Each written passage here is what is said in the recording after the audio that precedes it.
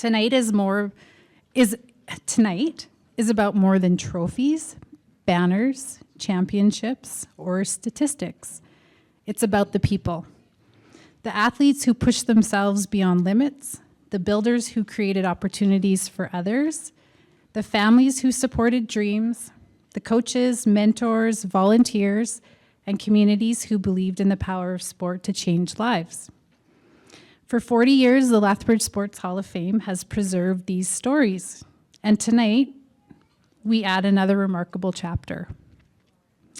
Over the course of this evening, we'll celebrate athletes who competed at the Olympic level, Stanley Cup champions, community builders, championship teams, and families whose impact on sport stretches across generations. But before we begin, I want to situate myself for a moment. I'm a Blackfoot woman, and we're here in Lethbridge, Alberta, on Blackfoot territory. The Blackfoot people are also referred to as Nitsitapi, meaning the real people. And in that teaching, being a real person isn't about identity alone. It's about how you carry yourself, discipline, honesty, compassion, and responsibility. The understanding that who you are is reflected in how you show up every day. So this isn't something I was handed to read. It's something I carry. I was raised to understand that this land has a personality. It remembers, it teaches, and it doesn't always go easy on you. If you've spent any time here, you already know that the wind has opinions. It'll humble you really quick. It'll fix your hair, test your patience, and remind you who's actually in charge. But that's part of it. This place teaches you to stay steady, to keep showing up, to have a bit of grit and a sense of humor about it. And those teachings aren't just from the past. They're still being lived, still being carried, still being passed on in how we show up for each other. So sitting in a room like this tonight, celebrating people who have committed themselves to something bigger than a single moment, that feels right. Because where I come from, you don't separate who you are from how you show up. And you don't do anything worth doing alone. So I'll just say that I'm proud to be here, at home, on this land, and really glad that we get to share this night together. So, all right, let's get into it. Thank you. At this time, I would like to invite Chief Travis Plaited Hair from the Blood Tribe to come forward to deliver tonight's opening prayer.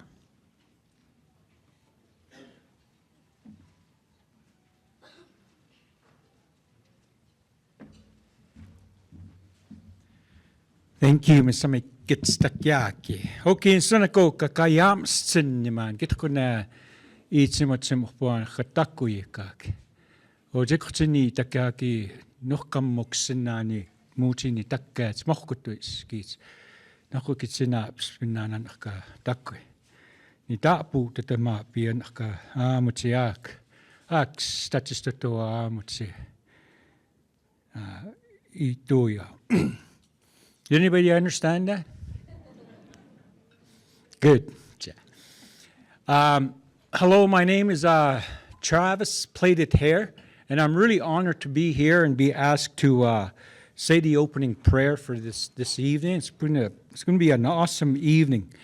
And I met one of the organizers the other day at another event, and he said, "I'm really glad you're coming up to do the prayer for us." And just one thing. Could you keep it short? Because apparently the last guy that came up to do the prayer spoke for about an hour. So I promise you I won't do that. Anyways, like I said, I'm really honored to be here. And yes, you are in Blackfoot territory, but more importantly, you're in the land of the Bloods and home of champions. You can clap anytime you want there. I'm going to wake you guys up. All right, so yeah, I'm really looking forward to this evening. And like I said, really honored to come up and do the prayer. And I'll be praying for all of you in my language. I'll be praying for the food that we're going to have tonight. We're going to pray for all of you. We're going to pray for your families, for your children, your grandchildren. Mother's Day is coming up. We're going to pray for all of our mothers, our grandmothers, our aunties, all of them. We don't leave anybody out. We pray for everybody when we pray in our Blackfoot ways. So with that, I'll do the prayer. Ayo napi natus, ayo kukumikis, ayo pisuat, ayo pachipisuat, ayo tsakumitapi, ayo pai, ayo instanako kia kayam stinyaman, o kinoka pokaman stumua kan katakuya kakam, chi tua kakanaka, chis chikoya kaki. Kuno tuhpinanan kakia, muchidaka, pestachistuawana kaki.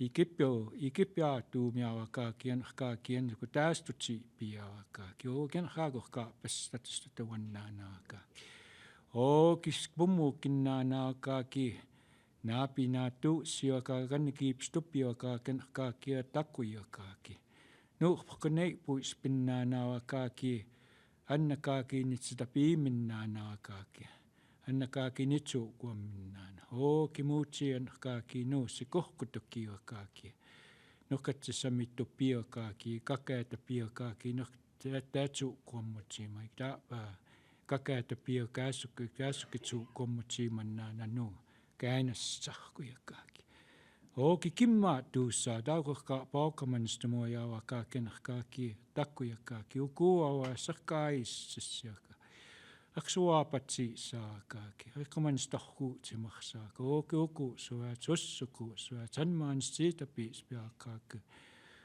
utsu kuatsak nakatkunaakamanstuma anikaki kunassuka pikunanstuma pikunekkina piak asikaka aksaapissiyawakaki ogidagukkatukkamanstupa ama oqsa pidagatku spinnanaakaki aksaya pisci sinanya ko kinnakaki stikakaki nitsu komminanamu taasduka pasyaka tsorsiakeke kimma tuussa qakumut matkutsipukkitsaapik satu siaka kannikutaastuti piaka edapti kimmatsistu torsiakaki o kinnaki taapiakaki taassukinakku paaka kinnaki trikaapatsis ni toyaka khna piikkuikamutarsakaki o kakatsta khuni tam khuni tu ta pannikaki sassimakuyakaki muukuwantsinnaakaki kanakkaatsaaka katsi taamaassa paskaki itskinaayitsaak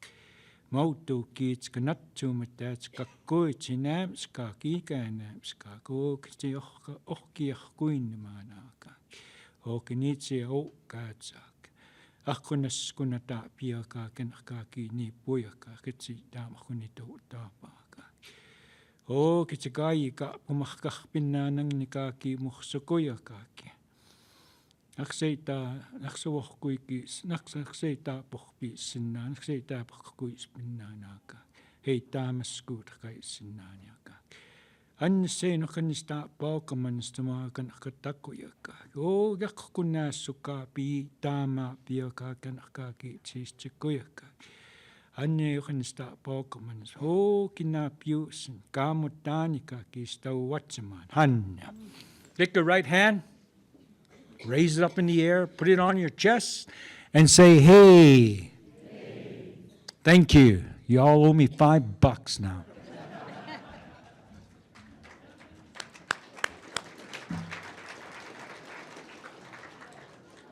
Thank you, Chief Travis Plaited Hair, for grounding us in a spirit of gratitude and reflection as we begin this special evening.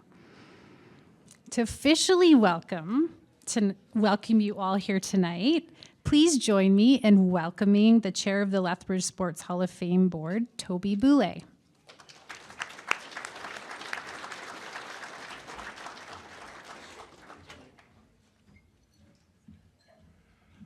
Marnie's too kind. Marnie just told me about 5 minutes ago that she woke up in Comox, BC this morning, got dressed, jumped on a plane, flew to Vancouver, flew from Vancouver to Calgary, showered, did the 3 S's, but she didn't shave, so I'm not sure the other S is. And then she drove her car down here, and she's our MC. Marnie's amazing. And so, before I forget, thank you, Marnie. Oki, and welcome to tonight's Hall of Fame banquet. It's always a wonderful feeling to have a gathering where friends come together, old friends, new friends blossom their friendship, old friends polish up their old one. It's nice to have that. And it's also nice to come together tonight to recognize all the inductees and the recipients of the Kinsman Sportspersons of the Year Award. I invite you to stop and take time tonight to say thank you to everyone, and thank them for putting on this banquet for you tonight to enjoy yourself. You will have a wonderful time. It'll be long, but it's going to be a wonderful time. So take the time to thank somebody. To the dream builders like Alan Poitras, Jim and Shelley Ralph, as well as the late Pearl Borgel, it is your collective visions combined with engaged thinking, passionate hearts, purposed hands, and dedicated years building sport that allows the dreamers the opportunity to dream. Thank you. To the dream realizers like Wacy Zapata Rabbit, Christopher Stieg, Ross Beckering, and the Ralph family, Dustin Brock, there's a comma there, Dustin Brock, Brett, Jade, Kenzie, and Jimmy, who realized their dream and climbed their mountain. My appreciation of your dedication to the regime of daily improvement to your physical and mental skills was inspiring. You became champions not for yourself, but with family and friends and the many dream builders who allowed you to show up and put in the work. To the Kodiak women's basketball national champions of 2016-17, who were dream realizers then, but now many continue to make their mark as dream builders. As they have moved into coaching, development, and administrative roles in sport to help build the next generation of Kodiaks become champions. They join Wacy, Chris, Ross, Dustin Brock, there's that miscom again, Dustin Brock, Brett, Jade, Kenzie, and Jimmy by giving back and creating the future for so many. To the dreamers like Shannon, Clark, and Kobe Iwasa, who are here today because they are in a continual chase of their dream. I cheer for you. It is inspiring. Your adventure is inspiring to many young girls and young boys today. They want to be great athletes like you, but more so, they want to be good people like you are. A good friend of mine repeatedly reminded me, the dreamers, it is how you handle your journey that sets you apart from the pack. And our dreamers are like that. So are our dream makers and the dream builders. They've set themselves apart from the pack because of the type of person they are. They are kind, they are giving, they are generous. I'd like to thank you all for coming and enjoy this evening of celebration, kindness, and friendship. Thank you very much.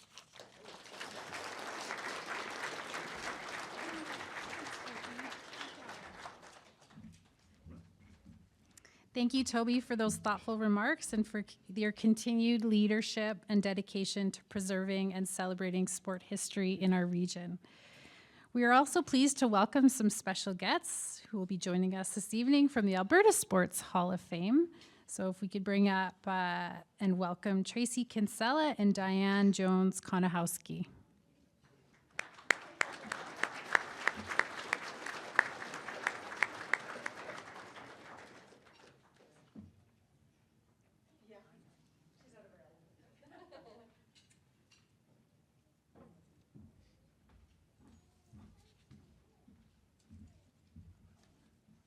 Thank you very much. Obviously, I'm not the Olympian that Diane is, but thank you.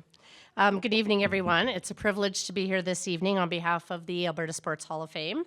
Of course, I'd like to begin by acknowledging that we're gathered on the traditional territory of the Blackfoot Confederacy. I extend my respect to the Indigenous peoples whose deep and enduring connections to this land continues today. Tonight, we come together to celebrate remarkable individuals whose passion, dedication, and commitment to sport have made a lasting impact as athletes, as builders, as coaches, officials, and supporters. Congratulations to each of these year's inductions. Your achievements have not only shaped the sporting community in Lethbridge, but also have contributed significantly to Alberta's rich sporting history. At the Alberta Sports Hall of Fame, we are proud to preserve and celebrate the stories of sport excellence from all across our province. Lethbridge has long played an important role in that history. We're honored to recognize the many individuals and teams from this community who have been inducted into our hall, including a few that are here tonight. Dr. Gary Bowie, Max Gibb, George Gamer, Rick Duff is here, Jim Stacy is not here this evening, but also being inducted into our Hall of Fame this year. Kenzie from the Lethbridge Pronghorns. And I will also acknowledge that Henry Viney and Tom Three Persons are also inducted into our hall. These inductees represent only a portion of the incredible sporting legacy rooted right here in Lethbridge, and tonight's honorees honor that tradition. The Alberta Sports Hall of Fame greatly values its relationship with community halls, such as the Lethbridge Sports Hall of Fame.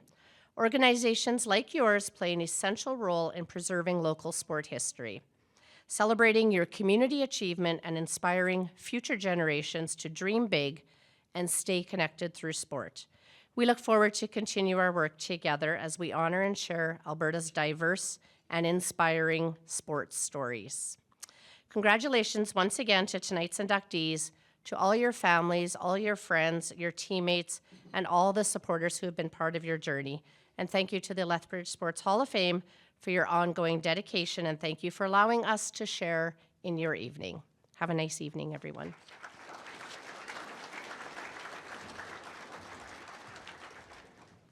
Tonight's inductees represent generations of excellence, from historic pioneers who helped shape sport in Alberta, to championship teams that captured national titles, to athletes who competed on Olympic ice, basketball courts, and hockey rinks around the world.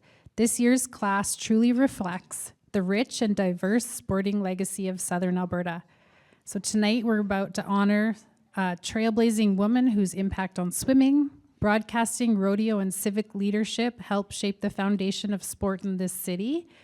A family whose athletic excellence spans football, baseball, basketball, rugby, cheerleading, coaching, and even dance across multiple generations. As well as a community builder who kept the tradition of triathlon thriving in Fort Macleod for more than 2 decades. Athletes whose journeys carried them from Southern Alberta to the WHL, NHL, Olympic Games, professional basketball leagues, and international competition. As well as a women's basketball team that delivered one of the most dominant championship seasons in college sports history. Later this evening, we'll also recognize 2 outstanding recipients of the Kinsman Sports Person of the Year Awards. And both of these athletes continue to elevate Lethbridge on the world stage. So tonight is also an opportunity to celebrate again those 40 years of the Lethbridge Sports Hall of Fame. For 4 decades, the organization has preserved the stories of those who helped shape the culture of sport in our city and region. Every inductee, every team, every builder has left something behind for the next generation. Okay, I better get started or we're going to be here till midnight. All right, so welcome back, everyone. I hope you all enjoyed your dinner. Before we continue, I'd like to take a moment to recognize the incredible people who help make evenings like this possible. First, I'd like to thank the staff here at the Lethbridge Trade and Convention Center for tonight's wonderful hospitality and meal. Yeah, they did a great job.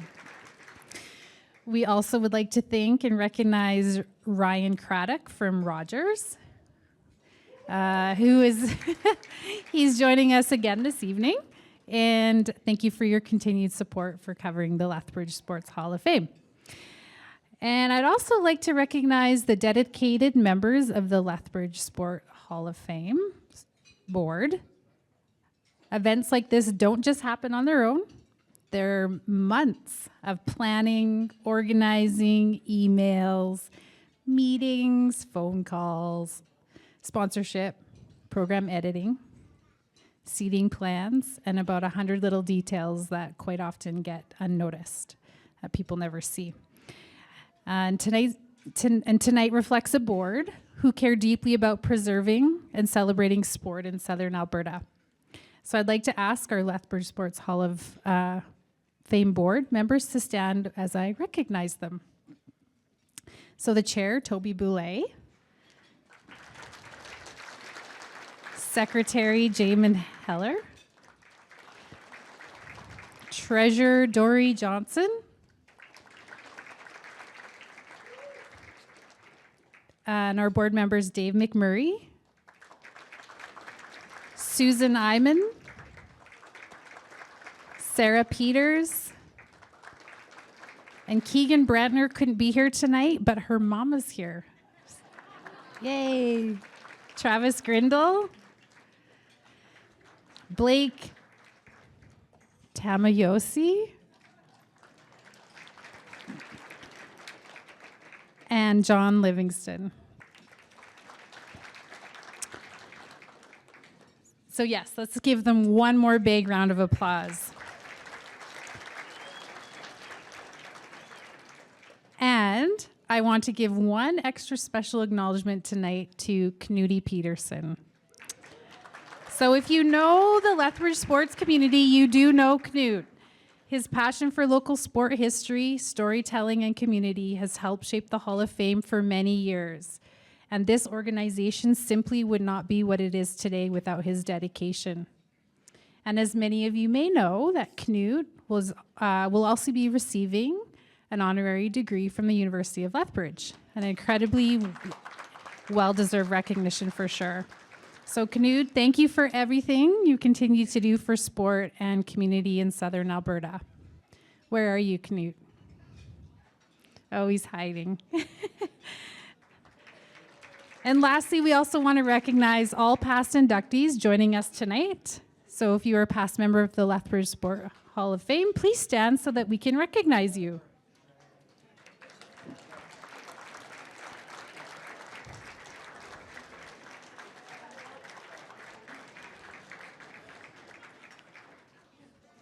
All right, so we're going to keep moving along, and next we'll get into our roundtable discussion. So I'm going to invite up, I would like you to please welcome Paul Kingsmith, who also just received a Blackfoot name. Was it yesterday? Wednesday. His Blackfoot name is Matsuwap Amanis. Yes? Okay, the elders gave me a thumbs up, so. Which translates to handsome otter. So very fitting. So Paul, please come up.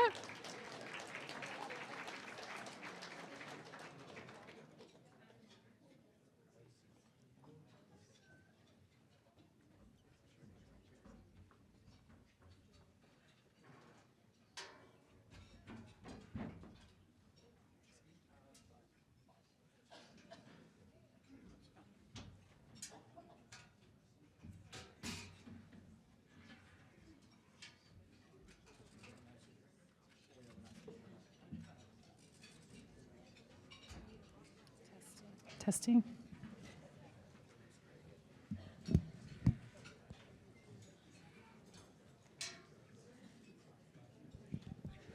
Thank you, Marnie. Patrick, Travis, nice to see you again. I promise I am going to work on the pronunciation, although I do think Leonard was playing a bit of a joke when he added the first part in there. So, thank you all for being here tonight. My name is Paul Kingsmith. I'm a past board chair of the Lethbridge Sports Hall of Fame. And what we like to do here as part of our induction ceremony is get to know our inductees a little bit better. And so what we're going to do is host a couple of roundtable discussions before we get to the inductee speeches, where you get to hear a little bit more of the stories from the careers of the people who we are honoring here tonight. So I would like to first, for our first roundtable, please welcome up our first inductee, Dr. Alan Poitras.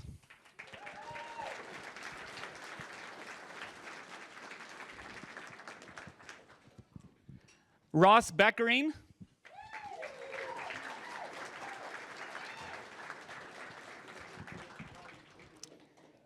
Representing the Ralph family, Dustin Ralph. You can have a seat wherever. Wherever. And representing the 2016-17 Kodiaks women's basketball team, head coach Brad Caron.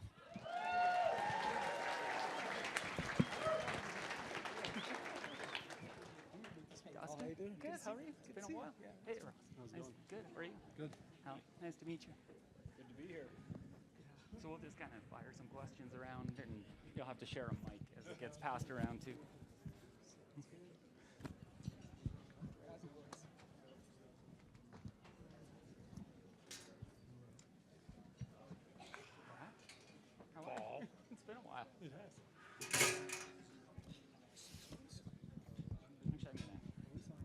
mic to you, and we'll start down at this end.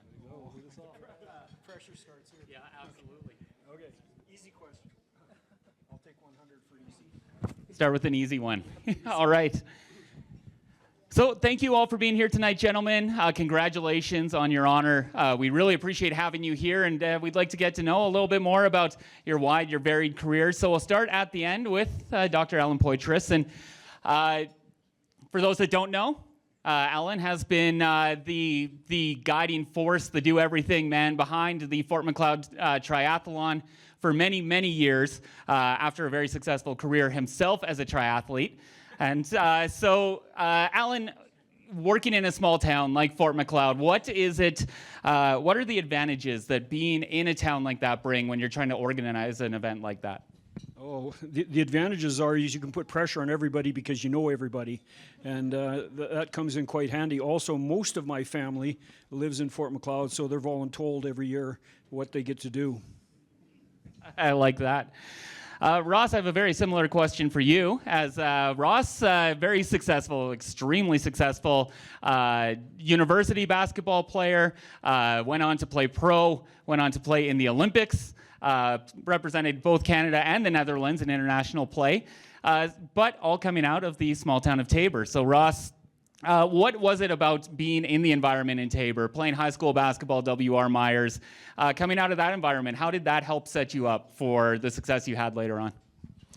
Yeah, I'm very proud to be from Taber, to be from Southern Alberta. And I think as I got older, I realized like a lot of the small town values are something that I really appreciate. So just knowing the people in the community, again, relationships and people that supported me along the way. And then, just having that throughout my whole childhood, throughout my whole development, and then to connect back to that as an adult has been something that was really important to me. That's great. Thank you. And then Dustin, you and your family, again, keeping the small town theme going, is this year's inductee class are to dots all around the city of Lethbridge. For yourself and your family in the town of Raymond, coming up, playing multi-sports, that sort of thing, not only having that small town atmosphere, but having so many siblings that had all gone on to success. You are on the older end, so you were one of the ones leading the way there. But how do you think that both small town and family environment of everybody kind of pushing, and how did that help lend to the success that your family has had? Yeah, well, I'm not sure if many of you have had the opportunity to be in Raymond, but aside from maybe throwing the ball around to each other, there's not a whole lot more to do. So that always helped to keep us busy. But you mentioned family, and I think when you think of some of these small communities that are around Lethbridge, and Raymond very much so is very family oriented, and you feel that large support system throughout the community, and having that. And just a high expectation in terms of like, hey, when you're committing yourself to something, you go out there and do the best you can. And I think that just feeds through the veins of all of us. And like I said, it's just a great environment to feel the love and support, and it just helps to keep you motivated throughout. That's great. And then Brad Caron, who for many, many years, the very successful, unprecedentedly successful head coach of the Kodiak women's basketball team. Brad, we're talking about these small towns and everybody that's come out of them, as we see three examples sitting beside you who go on to success in places that they're not from. When you relate that to a college basketball team, a lot of times you're getting players who it's their first time coming out of a small town, first time playing on a team that isn't with people that they've been playing with since they were kids. What are the advantages, or what does that bring when you are bringing people from those different backgrounds and blending them into one team? Well, it's a difficult process as a coach, but I learned right from the first year, of coaching, that you got to pick the right players and the players that fit together. And I also learned that you needed to pick players that were local. And so I tried to get players from around Southern Alberta and then fill in with the good ones from other parts of the country. We always did that from the U.S. and all over. And but it's a tough thing to try to get players to fit in. And we look for that, and that's what we always tried to do is just get players that kind of mesh together really well, and that's why we were successful. Outstanding. I'll make you race the microphone back down to Alan here. But Alan, speaking of teams of a different sort, when you're putting on a large-scale event like you do in Fort Macleod, the triathlon, you're being honored here tonight because of the countless hours and the effort that you've put in. But we know that no one person can put on something like that. So relating that team atmosphere to what you do, how do you find that, how do you wrangle people, how do you inspire a town like Fort Macleod to have people come together and see the vision in this and become a part of it to be something so big and so encompassing like it is in the town? Well, obviously at the beginning it was pure pressure. That's all it was, is we got people involved because we strong-armed them. But after it became a functional event, people volunteered to come and help us out. And we had literally hundreds of volunteers over the 25 years that we've been doing the Fort Macleod Triathlon, and marvelous volunteers. Actually, my wife carries the major load for it, and I just go back and enjoy the day now. It's been a wonderful thing living in a small community and having the participation there. It was relatively easy to get people to come and help. That is great. Ross, switching direction a little bit. Like I said, your path took you from Tabor and small town high school basketball to a very illustrious career with the University of Calgary Dinos, and then all the way to Europe, and as I mentioned, all the way up to the Olympic level. You know, you're still playing basketball at every level that you move up through. Still playing basketball now. Well, not specifically right now. What is it that from those, you know, when you first started playing and you're playing high school, what stays with you that you carry throughout your career? What stays the same? And then what are some of the things that change, that change in your fundamental core as you move up through the ranks? I would say something that's kind of been a through line through my whole career is just like a love for the game. So just like passionate about basketball brings me a certain joy that I don't really find in other places, and I've tried to like nurture that in my life. In terms of like things that have changed for me, I would say just the level of competition. So learning how to like push yourself to places that maybe, you know, you think you can get there, or maybe at times in my life was other people who saw that in me. So I'd say like that was kind of something that evolved, was kind of like breaking that ceiling, breaking those barriers, trying to be a better version of yourself, and then always trying to make that next step. Outstanding. And speaking of that championship pedigree, I'll give it to Dustin. You yourself experienced success both as a player and as a coach, in particular in football, but your family that followed you as well, basketball, football, rugby, your family has Grey Cup championships, has national championships. I guess, can you relate a couple things? What is a memory that is core to you of something that you in particular were involved in when it comes to a championship? And then is there something that you as a sibling were particularly proud of something that your other siblings have done? Yeah, I mean, when I look at just like personal experiences, I was able to be a part of a team that was the first team to win a Tier 1 high school football provincial championship, and kind of, I think, set a little bit of the tone and start a bit of a reputation when we were predominantly a basketball community before that. And I think football is kind of up there now with basketball as far as, you know, a sport that takes a lot of, I don't know, it gets a lot of attention and whatnot. But yeah, I think when I look back at some of the experiences that really resonate with me from a family standpoint, I look at ever since we were, you know, this tall, my dad going out into the backyard and hitting us ground balls and throwing us passes, and us playing one-on-one basketball against one another, and just starting from that young age of just falling in love for the game, enjoying the opportunity to compete, and seeing what it feels like to win, and the pain of loss, and just having that be a motivator, you know, through it all. And so, yeah. That's great. And Brad, you have been fortunate enough to be a part of numerous championships throughout the year, including this national championship team that we're going on a decade from when that trophy was lifted. What, you know, you have your feelings in the moment, I'm sure, when you win it, and there's things you feel, but what is it that you find yourself as you reflect on a team and you carry it forward? What are some of the memories of this one in particular that you still find yourself kind of revisiting nearly a decade later? What are the things that stick with you from that experience? There's so many things that do, but just like the last week is a good example. The girls probably don't know, but I was on that text thing you guys have where you text everybody, that group text, and I'll bet you there's 100 texts the last week or so about different stuff.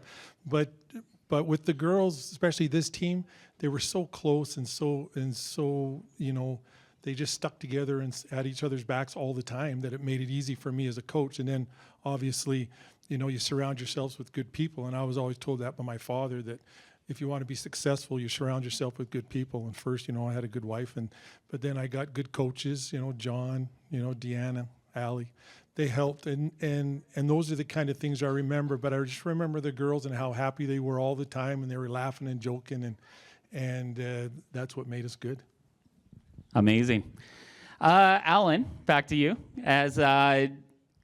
Why was it important to you? You were an athlete, you were a triathlete, but why was it important to you to give back and continue with the next generation? And does it, create something that would inspire and drive people to get involved in sport and give people the opportunity to be involved in sport and in competitive sport? I love the past tense for athlete. Appreciate that. That's actually an easy question. Half a century ago, I was a young teenage man and was maybe doing some things that I shouldn't have been doing, and I had a phys ed teacher that took a particular interest in me and encouraged me to play sports. And it kept me away from a little bit of nonsense that I was probably getting into, and I've always had the opportunity to try to pay it back in the different things that we've done. Triathlon is a very interesting thing. We've got people in this room that had their first experience in triathlon in Fort Macleod and have done Ironman. We've had people that have come in at 300 pounds, and 2 years later, they've come back at 140. And it's been an amazing journey, and it's been great to see these people, and I love the hugs and getting to know people and the challenges that they face and the things that they're able to do and to overcome them. And sport has been that for me, and the phys ed teacher that took me under his wing, I appreciate it. Amazing. And Ross, sort of along that same vein, you obviously went on to very high levels of success with the sport. You went right to the very top in being able to play in the Olympic Games. But now as a coach, not every player is going to end up as an Olympian. Not every player is even going to graduate past the level that they're playing at right now. But what is it that you try to instill in them from your experiences that they can take with them regardless of whether it's in playing basketball or in life? How do you put that focus on for the players that you're coaching now? Yeah, that's a good question. I feel a certain responsibility, I think, to be a role model. There's a lot of people that really stepped into my life at certain times to kind of help push me forward. And I think as I got older, I realized how little encouragement people actually need. So especially kids I'm coaching, obviously you're trying to look at the person over the athlete, trying to help them understand their identity is not rooted in basketball, something bigger than that. And then just like I said, little things, little opportunities. It doesn't take much for young people these days just to keep them on the right track. So just trying to offer that when the doors open. Outstanding. And Dustin, with new generations coming, what is it that, from the success of your whole family and in different sports and in, getting to different levels, different sports, different activities, what is the lesson that people can take away from what your family's been able to achieve that they might be able to instill in themselves, whether it's in a coaching and whether it's in a leadership role, that sort of thing? What is something that people can take away from the story of the Ralph family? I think helping to know the purpose behind something and the why. I think, just from a coaching standpoint, one of the things that I felt like my dad and other coaches that I had kind of taught you was not just you do it and that's just how you do it and you just go out there and do it like that. It was more about this is the why you do that. This is the purpose behind it. This is what being a part of a team really means. This is what it means, putting on that jersey and looking at your teammate and knowing that you're going to give it your all. And I think just understanding that really helps you in other aspects of life and can really lay down a really strong foundation for just successes. And looking for examples that are out there that exist and stuff like that is always a good thing too. And I think there's several examples here in this room that have either already are Hall of Fame inductees or I probably will be at a later time. But yeah. Great. And Brad, as we wrap up this first roundtable, I'll leave the last answer to you, but it's always special when we get to induct a team. That's the thing about team sports, and especially at the collegiate level, is you become very tight, you do some great things together, and then very quickly everybody goes their own way. What is it that's special about being able to bring a group together again 10 years down the line? It's nice to see them again. I haven't seen a lot for a long time. Some are local, so I see them a little bit more. But we got a girl that came from Australia that flew into the thing. One from Toronto, Manitoba, and they all came. But it's amazing how seeing them now and seeing and thinking back of what they were like, they haven't changed. They're still the same. We got a couple with kids, they're married and stuff. One's trying to have her own basketball team here by herself. But other than that, Jacqueline, that's pretty awesome. But they're still the same, and they're still a good bunch of kids. I still look at them as kids, but I just loved them to death. They were awesome. Outstanding. A lot of great role models, a lot of inspirational stories up here. Please give a round of applause to our first group of inductees.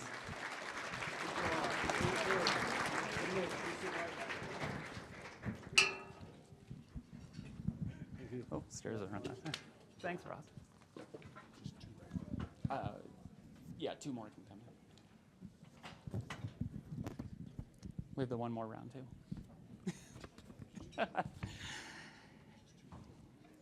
Yeah, 2 more. Sure. And so we have 2 more inductees that we would like to welcome up now for our second round table. So please give a round of applause first to Wacy Zapata Rabbit.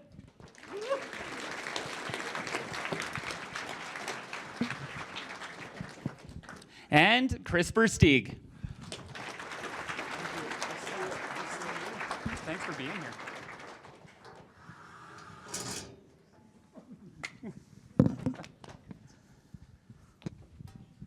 I'll give that to you first. Well, that's a hug between 2 guys who go back a long way. So Too long. Too long. So maybe Wacy, first you fill us in a little bit. How far back? When was the first time that the 2 of you met? I think we played against each other in novice, and then we got to be on a hockey team for 2 years in Adam. It's funny that Chris, we went to our first NHL camp together. Yeah. We played against each other in the Western Hockey League, and it's such an honor to share this podium with them and the other inductees. But there's no better person that I'd like to share with than Chris. That's amazing. And Chris, for you, what's your first memory of seeing Wacy, and then, what does it say when your paths do intersect as the decades go on in the WHL, in the NHL camps? What are your memories of seeing Wacy out there? Yeah, I have fond memories of Wacy. I remember, like he said, we'd go to standoff and we'd play against them, and then he came in to play with our team in Adam AA, and then me and Wacy were on a line together. And then obviously Wacy ended up moving to Calgary, and he went away from me. But and then we came back. We played against each other in the WHL, NHL camp. But I think that when I think about Wacy, I saw a player that I wanted to be better than, or he wanted to be better than me, and we pushed each other to be better. I think that's what I first saw when I thought about him, is because he was such a great player when he was young. He was so good in the WHL, so he drove me to be better each and every day. That goes for Devin Setaguchi, Rob Klinkhammer. I think if you come throughout Southern Alberta during our era, you won't see more professional hockey players in a group of individuals than our age groups. You got Colton Yellowhorn here as well, and you got so many great hockey players. So it was him being so good at a young age, driving me to be better, and then also the friendship intertwined in that, and being proud of what he did in his career. That's awesome. I think you just ran down a list of future inductees to the Lethbridge Sports Hall of Fame in that group right there. Give us some of, I guess it's not dirt, but the truth. Hockey players, when It's what happens. You grow up together, and then all of a sudden, in the WHL, you're on opposite teams. What's it like the first time you line up across from someone you know? Do friendships go out the window? Do you use that as a way to extra trash talk? How do you actually use that relationship on the ice? Well, I didn't get my chance to pump up my friend Chris Versteeg. I was looking and they talked about the 100 goals he scored. He didn't tell him about the 100 assists I got that year, the same year then, right? No. It's always special. You know, it's so hard to reach a certain level, especially the Western Hockey League. Only like a small percentage actually get to play in the Western Hockey League. And, you know, we both played in the Western Hockey League at 16. So when I came through Lethbridge, it was something special because, you know, I had my late cousin Clay that was playing for the team, Chris, who, you know, I grew up with, and, you know, we go through those battles together, and then you kind of see, you look across from each other. There's an admiration and a respect. And at the same time, I'm going to chop you in the back of the legs because, you know, I'm not losing tonight. And, you know, and then obviously going to our first NHL camp, you know, we're both going to Boston. It's the furthest that I've ever traveled. I'm sure I won't speak for Chris, but it is a far away from home.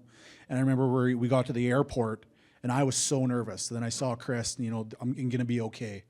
And I don't know if anybody knows or you guys are following the world trend, and I don't know if Chris will remember this, but we shared a hotel room in Boston, and we've never seen rats because there's no rats in Alberta. Do you remember this? So our last day of training camp, everything was done. We went downtown Boston, and we were looking for rats. And I didn't know that he was going to be the biggest rat in the NHL. So it's kind of foretelling, right? I was going to take the shot. I was going to say you ran into Brad Marchand there, but He wasn't born yet. a young buck. You know, both of you, your careers took you all over North America, took you all over the world.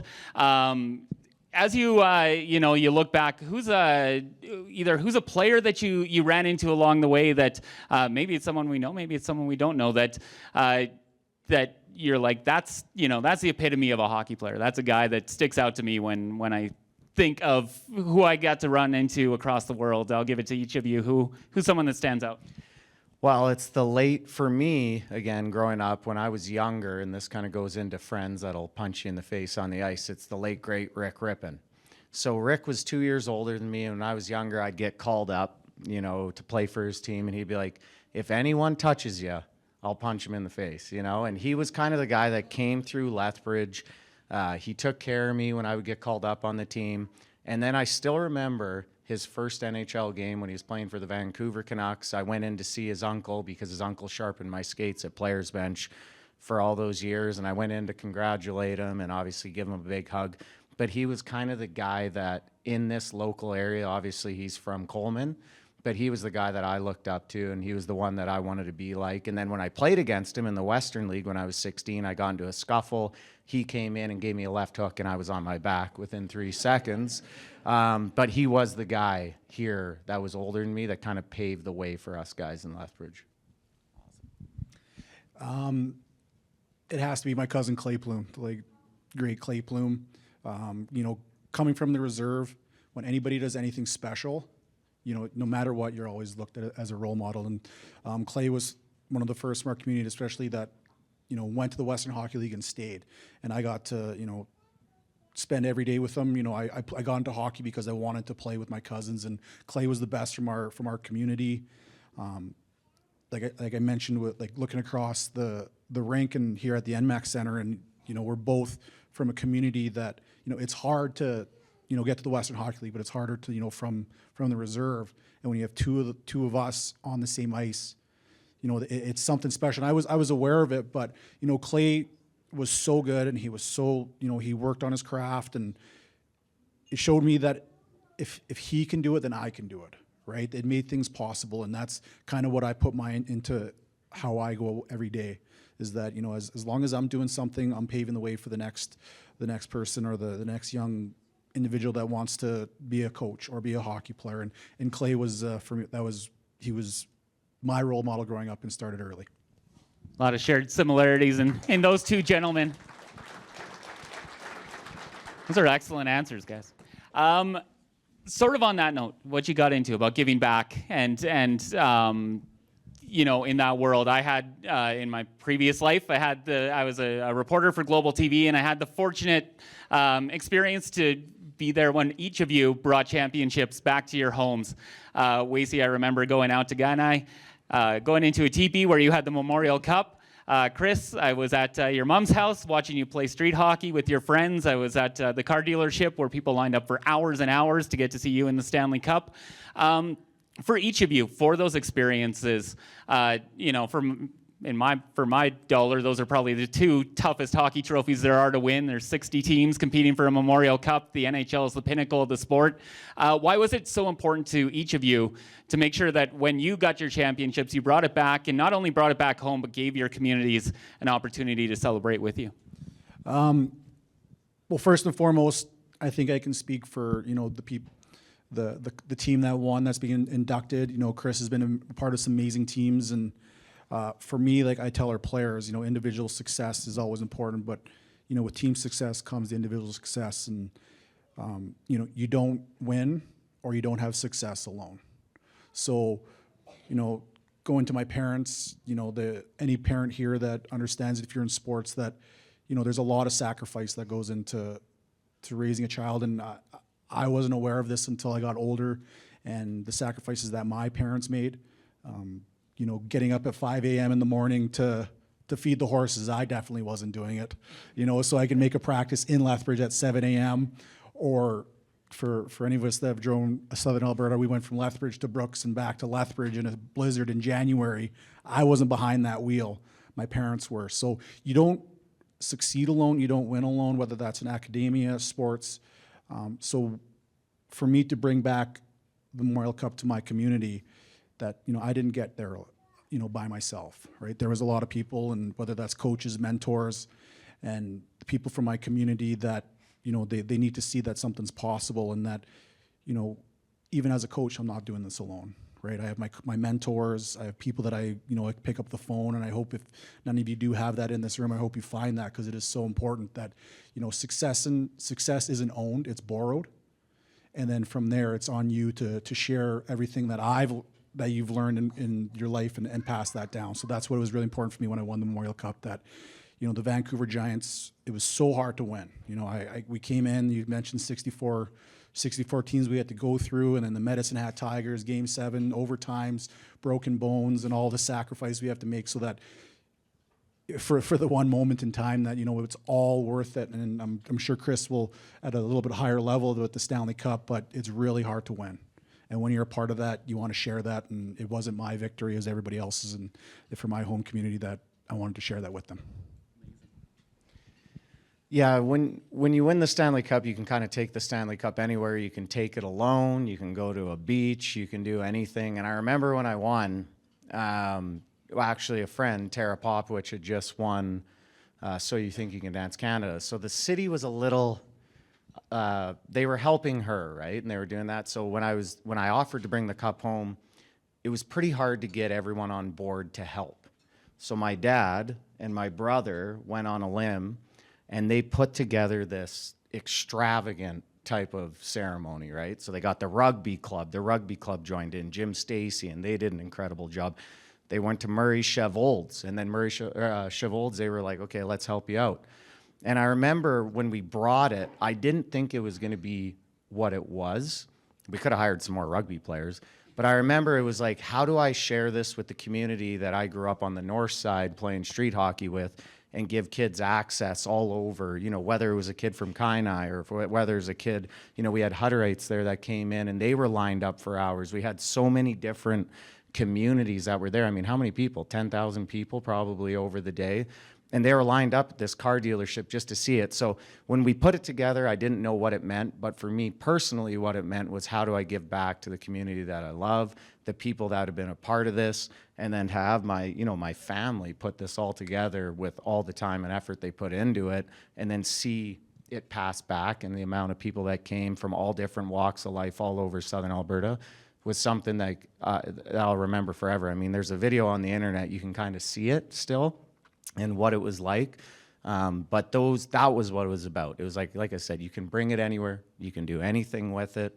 But when I felt like I was like, okay, I'm going to bring it back to Lethbridge, I did it. And then the second time, it's like, well, no one else deserves this besides those kids from Lethbridge, because they got to see it. Because if they see it, then they can dream it, then they can do it. So that was what it was more about. How do you give back to the kids that came from an upbringing like mine, that, you know, not everything's silver spoon or handed to you. You got to work for it. So that was more what it was about, and that's why I even brought it back a second time. Amazing. And actually, maybe I'll go with Chris on that giving back now part. In your post-playing career, you are giving back to the game, you're coaching, you're staying involved in it. Why is it important to you to stay involved, to continue to help mentor the next generation? Why is that something that came to you in your post-playing career? Yeah, it all kind of came by accident, but I had a kid. He's over here. They'll do that to you. And then, once you start coaching kids, you start to realize that, first off, not everyone has access, so you're trying to help kids that don't have access. And then you're also trying to help kids believe in more than what they believe in. And then once you coach them and then you see what they can do, it also makes you, I mean, every coach in here can feel gratified, but when you teach a kid something, they do something, they execute it, that's what you really do it about. So when I started to get involved in coaching, I'm like, man, I kind of like this thing. Now you're starting to grow it. And then my brother and Justin Shooten's here started the Young Kings in Southern Alberta, and they've grown it, trying to help the next, generation of elite hockey players, AAA hockey players, get access to good coaching. So that's really all it was about. How do we give kids great access to good coaching, give them access to high-level competition, and then stop letting kids leave localized areas where it's just like, kids were leaving to Calgary all the time and all these other situations.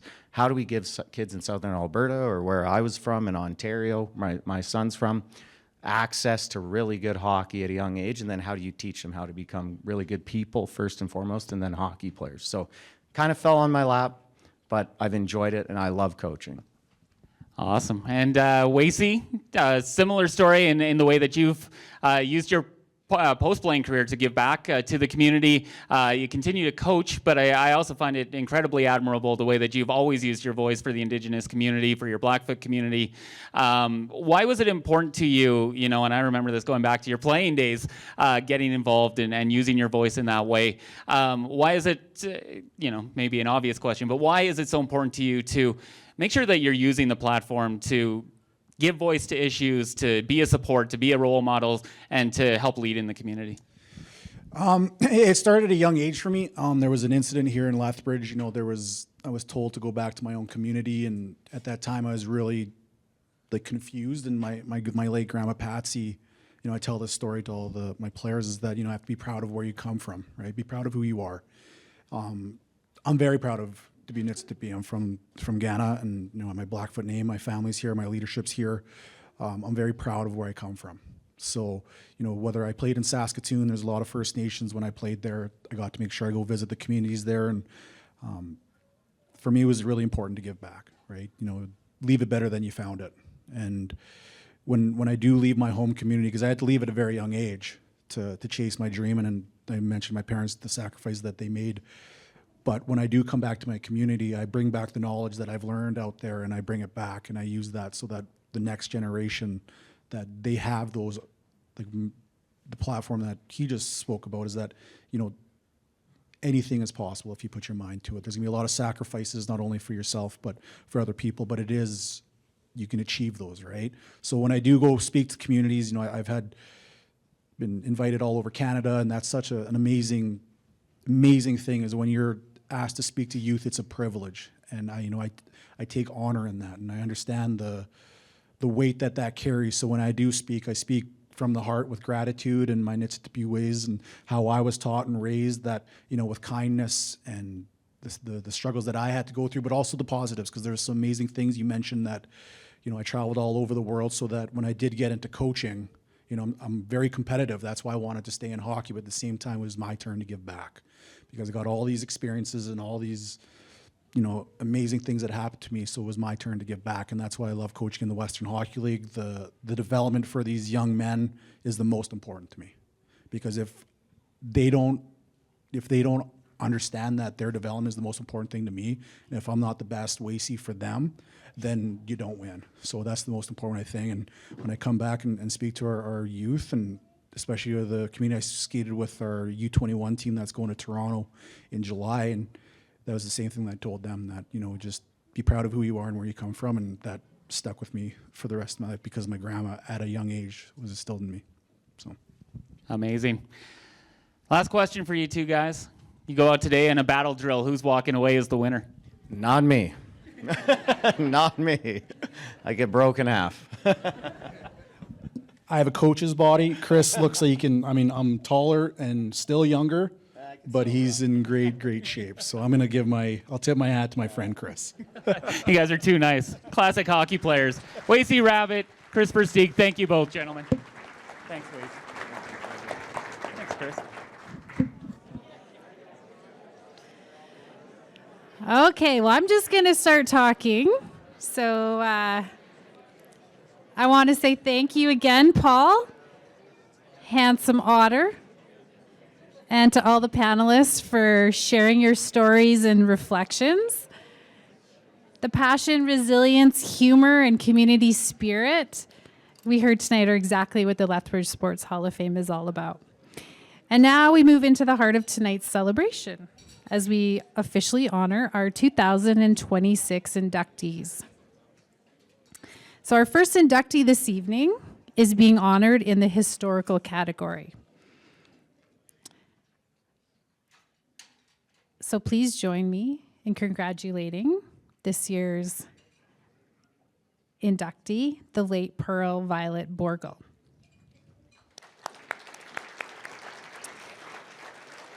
Let me read a little bit about Pearl. So in the world of sport and community leadership, Pearl Borgle truly did it all. Born in Swift Current in 1910, Pearl became Alberta's first junior swimming champion and quickly developed a lifelong passion for athletics and community service. She participated in swimming, speed skating, hockey, basketball, golf, and rodeo, and later became one of Canada's first female sports broadcasters. After moving to Lethbridge in 1936 with her husband, Ev, the pair immediately helped transform competitive swimming in this city.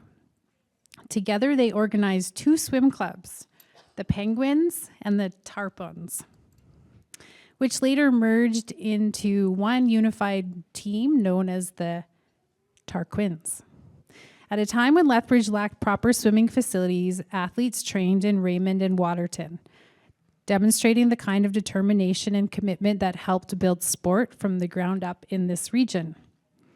During the Second World War, Pearl served as an officer in the Canadian Auxiliary Territorial Services and was president of the Officers' Wives Club in Lethbridge. Ooh, I think I would have liked to join that club. Following the war, she helped establish the Lethbridge Figure Skating Club before returning to Calgary in the 1950s. There, she hosted a daily sports program on CKXL Radio, reported to be the first sports radio show in Canada hosted by a woman. But Pearl's impact extended far beyond broadcasting. She returned to Lethbridge in the 1970s and became deeply involved in civic life and sport development. She helped support the campaign that eventually brought the Calgary Wranglers franchise to Lethbridge, where it became, I'm sure you all have heard of them, the Hurricanes. She advocated for seniors, community development, recreation, and countless local initiatives. She advocated, she founded the Young at Heart Seniors Group, established the Keep in Touch Society to support elderly residents through telephone outreach, and remained heavily involved in organizations throughout the city. Pearl Borgle was truly a pioneer, someone whose energy, leadership, and passion left a permanent mark on sport and community life in Lethbridge. Accepting on Pearl's behalf this evening is Belinda Croson. So please welcome Belinda Croson to the stage.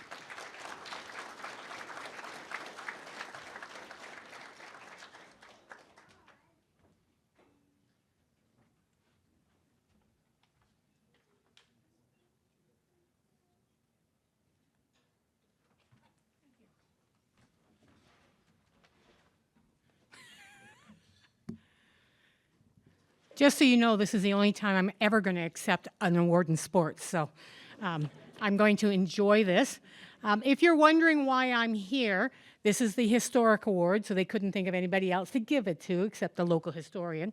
And I have done some research on Pearl to help with that. Studying history, I think, is the closest thing any of us will ever have to time travel. And I don't know about you, but I would love to go back in time and meet many people. And Pearl Borgle is one of those people I would definitely love to know. As you heard some amazing things about her, that's just the tip of the iceberg. You heard her sports history, but she was also on the Lethbridge Planning Commission. She actually worked here at the exhibition where she was responsible for publicity. She was the president of the Canadian Girls Rodeo Association and organized the first all-girls rodeo in Canada. She was a member of the Canadian Women's Press Club, and on and on. When she passed away, the tributes said about her were absolutely incredible. No one person ever had the drive that Pearl did. They don't make them like her anymore.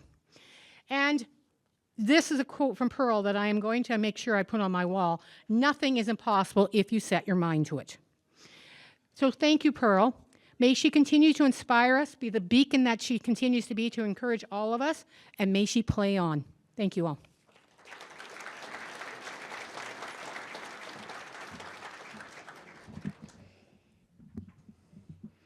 Thank you, Belinda. All right, moving on. This special category. So our next inductees are being honored in this special category. And what an incredible sporting legacy they represent. Whether it was football, basketball, baseball, rugby, cheerleading, coaching, or dance, the Ralph family became synonymous with athletic excellence in Southern Alberta. Across generations, the Ralph family has produced provincial champions, national champions, Grey Cup champions, Team Canada athletes, elite university competitors, championship coaches, and community leaders.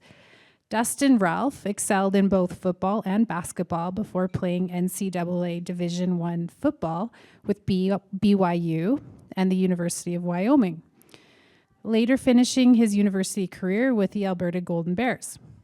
As a coach, Dustin guided Raymond High School to multiple provincial championships and earned the Norm Kimball Football Alberta Coach of the Year award. Brock Ralph built an outstanding football and baseball career, winning championships in multiple sports before playing 9 seasons in the CFL and capturing a Grey Cup championship with Edmonton. Brett Ralph starred in football, baseball, and track and field, and eventually winning a Grey Cup with the Calgary Stampeders while also competing for Team Canada Baseball. Jade Ralph represented the United States America on Stage Intermountain clogging team and coached multiple championship dance teams. Kenzie Ralph competed for Team Alberta Rugby and helped lead the University of Lethbridge Pronghorns to Canada West and CIS national championships. Jimmy Ralph became one of the province's top multi-sport athletes, winning basketball championships, competing for Team Canada Baseball, earning CIS football honors, and eventually winning a Grey Cup with the Toronto Argonauts. And behind this incredible sporting family were Jim and Shelley Ralph. Shelley coached provincial championship cheerleading teams, while Jim dedicated decades to coaching basketball, football, and baseball while helping shape generations of young athletes. Together, the Ralph family represents excellence, leadership, and commitment to community sport at every level. Please join me in congratulating the Ralph family, our 2026 Lethbridge Sport Hall of Fame inductees in the special category.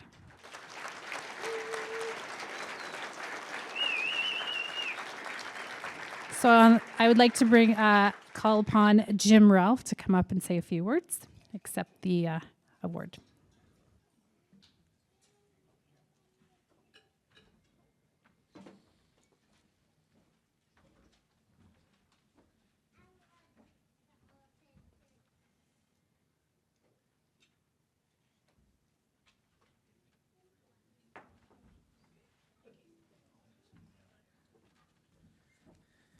It's great to be here. I've been very impressed by the hot stove conversations.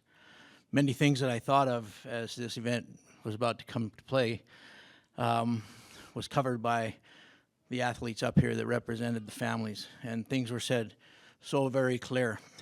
This can start to act like an awards assembly or award night, like the Academy Awards, where the thanks are repeated and repeated and repeated, which I'm going to be the first one to go, so the rest will be following me and copying what I say. But I promise that I will give thanks, but there will not be any political statements at the conclusion of my thank yous. But it was interesting as I looked through the Lethbridge Hall of Fame, the founders, and I see the two back there, the two men that I respect very much, Mel and Gary, and I recognize some other people in the pictures, but the people who are founders and start these, it takes a lot of energy.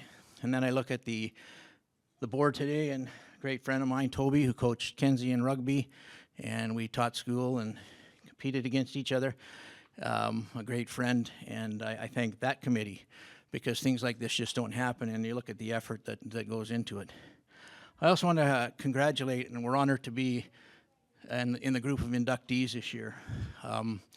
There's lots of common threads as I go through that. The girls' basketball team I coached against Brad.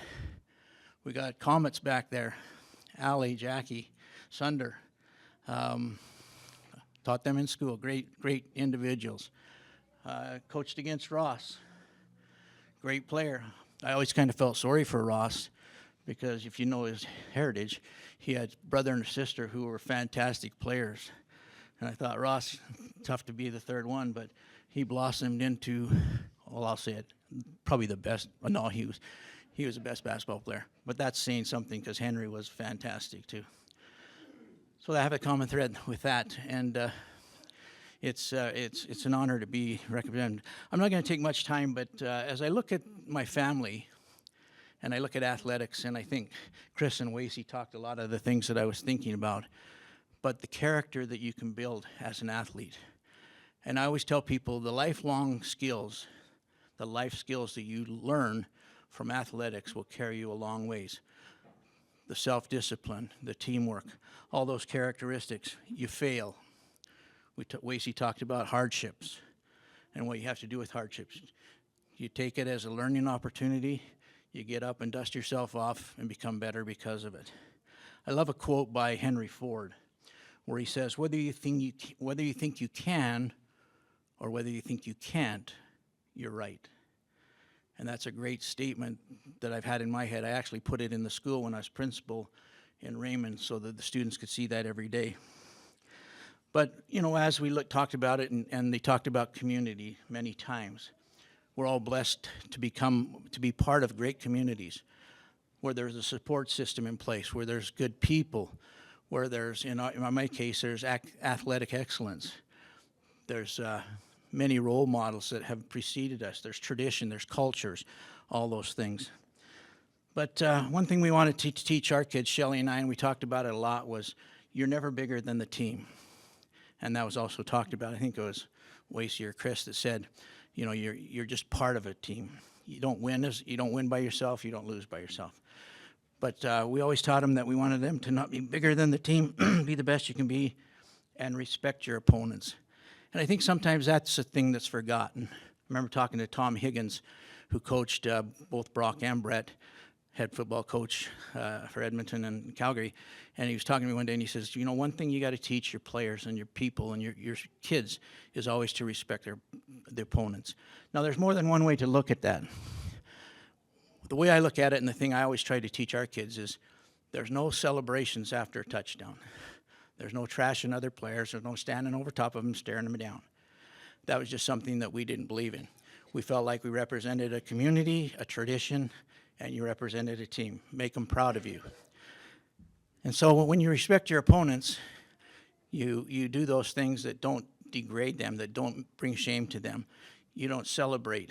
You, as I said, it's nice to congratulate each other on your team, and I love the way hockey does it, where they skate by the bench and they glove each other. Here's a united group of 5 players on the ice. All the bench players are standing up, and it just looks like a great team celebration. Other sports do the same. But I was a little bit of a hypocrite because, as you know, Brett played for Calgary Stampeders, and I said, why don't you, he played with 3 other guys that were quite expressive after they did something good, from celebrations, dances in the end zones. And I says, you can one-up it, and you'll be on SportsCenter, ESPN, any, all the stations will do it. You've ridden a lot of horses. When you get a touchdown, run over to the sideline, jump on that horse that runs up and down the sideline, and you'll be on TV forever for that. But I knew he wouldn't do it.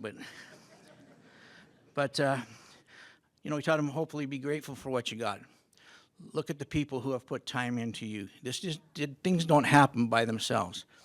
I'm going to talk a little bit about the coaching, which, again, Chris and Wasey talked about. I was driving home with Brock and Dustin. Dustin, Brock, and Brett was there, but he never talked much. He was just happy to be with the boys. And I said, what do you plan? They were probably 14, 15. I said, what do you plan on doing in the future? And they says, we want to be school teachers and coaches. So I thought, I'm going to play this out because that's what I am. And I said, why don't you be something where you can make some money and you can have some of the toys and fun that other people have? And I says, and why would you want to coach? You're going to put 400 hours in for nothing. And I'm baiting them. I said 400 for nothing. You're going to have people that don't like you, and it just is a real sacrifice to your family. And they said, we want to be and have the experience just like you did, Dad. We want to go back and coach, and we want to teach kids. And I thought that was a compliment to me in a funny way. But it made me very proud, and it's still one of the things I'm most proud of. And all 6 of my kids have given back, which we've heard earlier, have given back to the programs. They've all coached, and some are still very active coaches and at a very high level. And I like that they coach because they're always prepared, and they always bring their best. But they do it because they love athletes. And I see so many athletes here and so many coaches. I see my high school coach back there, Bob Gibb, Wayne Thomas over here. He probably wouldn't remember coaching against me, but I played against you and actually coached against you. But there's so many numerous people here that have coached and have enjoyed it and do it for the love of the athlete, the love of the kid. And your influence will be remembered forever. Thank you.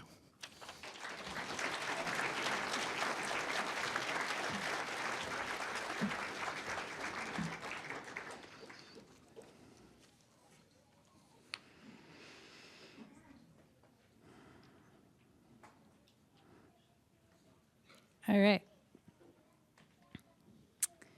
Our next inductee is being honored in the building category. So for more than 2 decades, Dr. Alan Poitras has been the driving force behind the Fort Macleod Triathlon. What began in 2003 as a local community event has grown into one of Southern Alberta's most recognized and respected triathlons. But this event was never simply about competition. It was about community. It was about encouraging people of all ages and abilities to challenge themselves, pursue healthy lifestyles, and experience the power of sport. Year after year, Dr. Poitras has worked alongside volunteers, supporters, and community members to create an event that welcomes everyone, from first-time participants to elite competitors. An accomplished triathlete himself, Dr. Poitras has competed internationally, including completing the Ironman New Zealand Triathlon in 2011. But perhaps his greatest impact has been inspiring others. Many athletes who first entered shorter local races through the Fort Macleod Triathlon eventually progressed to major endurance competitions, including Ironman events. As one of the final remaining triathlons in the region, the Fort Macleod Triathlon continues to thrive because of Dr. Poitras' dedication, vision, and leadership. Tonight we recognize not only a builder of sport, but a builder of community. So please join me in congratulating Dr. Alan Poitras, the 2026 Lethbridge Sports Hall of Fame inductee in the Builder category.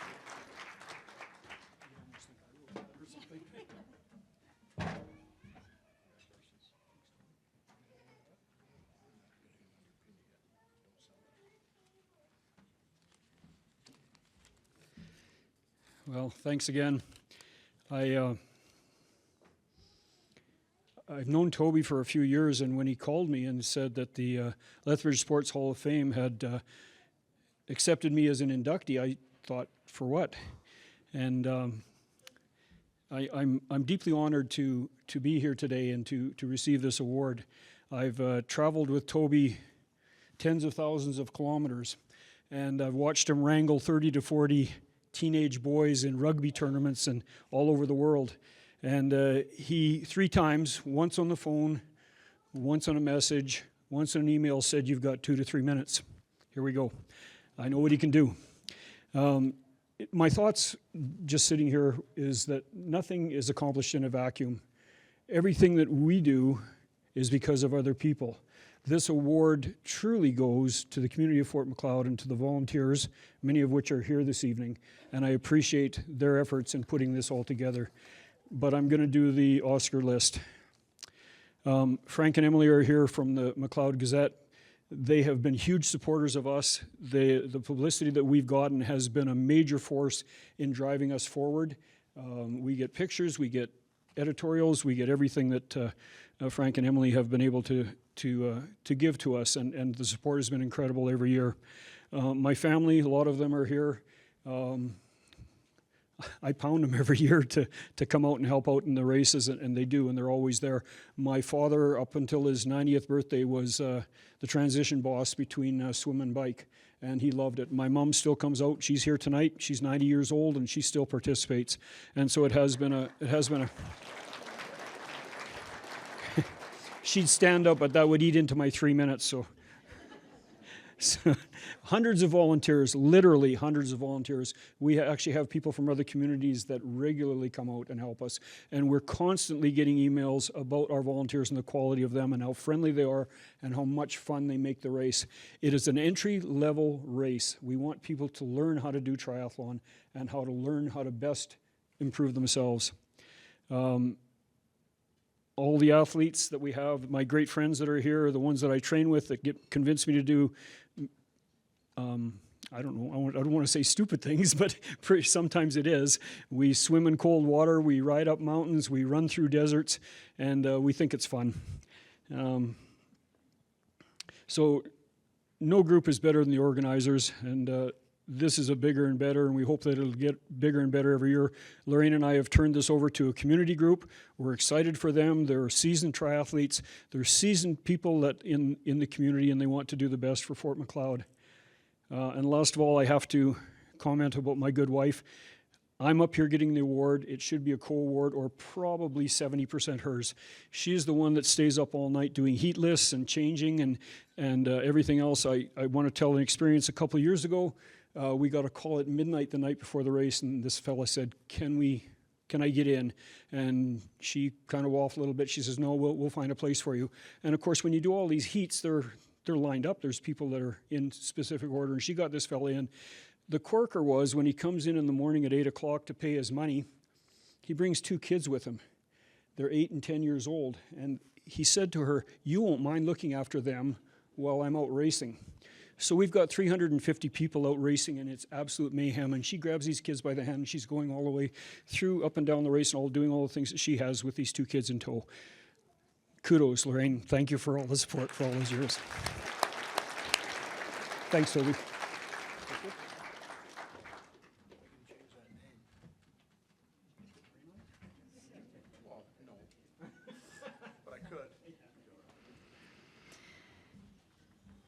Thank you, Dr. Poitras, and congratulations once again. All right, so our next inductee is being honored in the athlete category. Now, in Blackfoot country, names matter, stories matter, and if you grow up around hockey rinks and rodeo arenas in southern Alberta, chances are you learn pretty quickly how to compete, how to work hard, and how to take a hit once in a while, too. Wacy Sapata Rabbit's journey has been shaped by all of those things: perseverance, leadership, humility, and pride in who he is and where he comes from. Raised with strong Siksikaitsitapi roots, Wacy first made a name for himself in minor hockey with the Kainai Little Braves before continuing his development in Lethbridge minor hockey. And yes, before hockey fully took over, there was a little rodeo too. In fact, Wacy was named after champion rodeo athletes Wacy, Kathy, and Mal Coleman. After being drafted by the Saskatoon Blades in 2001, Wasey quickly established himself as one of the WHL's top young players. At the 2003 Canada Winter Games, he represented Team Alberta, was selected by his teammates as the team's flag bearer, and helped lead the team to a gold medal. Wasey went out to represent Canada internationally at the U18 level and built an outstanding WHL career that included Rookie of the Year honors, top defensive forward recognition, and the WHL Humanitarian Award. He later helped the Vancouver Giants capture the 2007 Memorial Cup Championship. Drafted by the Boston Bruins in 2005, Wasey continued his professional career through the American Hockey League before taking his game around the world, including stops in Norway, Croatia, Italy, and Japan. Following his playing career, Wasey transitioned into coaching in the WHL, first with the Saskatoon Blades and now with the Vancouver Giants.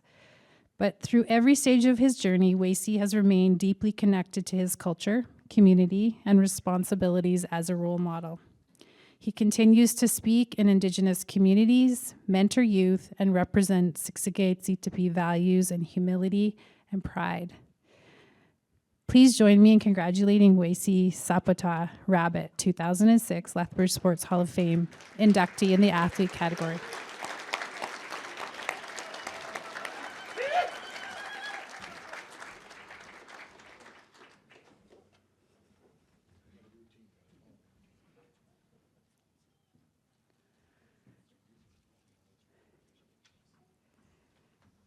And maybe before you start your speak there, we'll have Travis Plaited Hair from the Blood Tribe, Chief Travis Plaited Hair from the Blood Tribe, come up. I think there's going to be a little presentation for you. So.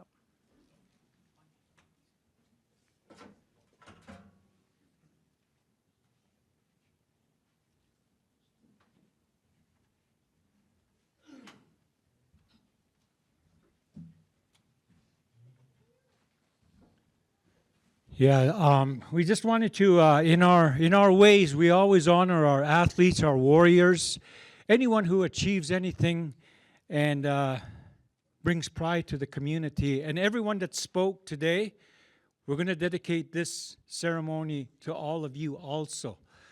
But we wanted to present Wasey with a Pendleton blanket on behalf of the membership of the Blood Tribe. We're all proud of his accomplishments. And of course, you got to have a good new pair of moccasins right there at Akukatsin. So with that, I'm going to ask our council, Pat Blackplum, Siksapum, to sing a praise song. And if you wouldn't mind, ladies and gentlemen, if you just stand for the song. Thank you very much.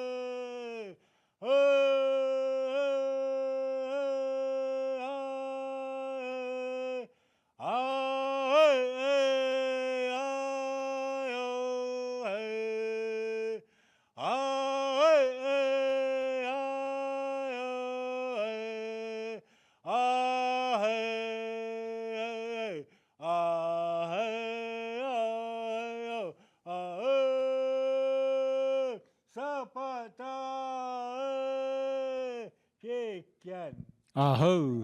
Hey. Congratulations, Wasey. And I just wanted to add, thanks to Wasey and Judd Blackwater, both from the Blood Tribe, the Blood Tribe has brought the Memorial Cup twice.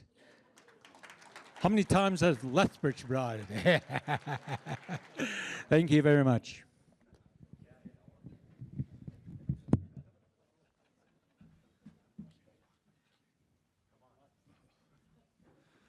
Wow. My heart's full of gratitude today. First off, I want to thank the Hall of Fame board. What an amazing night. You know, the food was amazing. Everybody's dressed to the nines. Everybody looks so good. Let's give a hand to the board here. It was an amazing night. I want to acknowledge, obviously, my leadership and the elders in the room.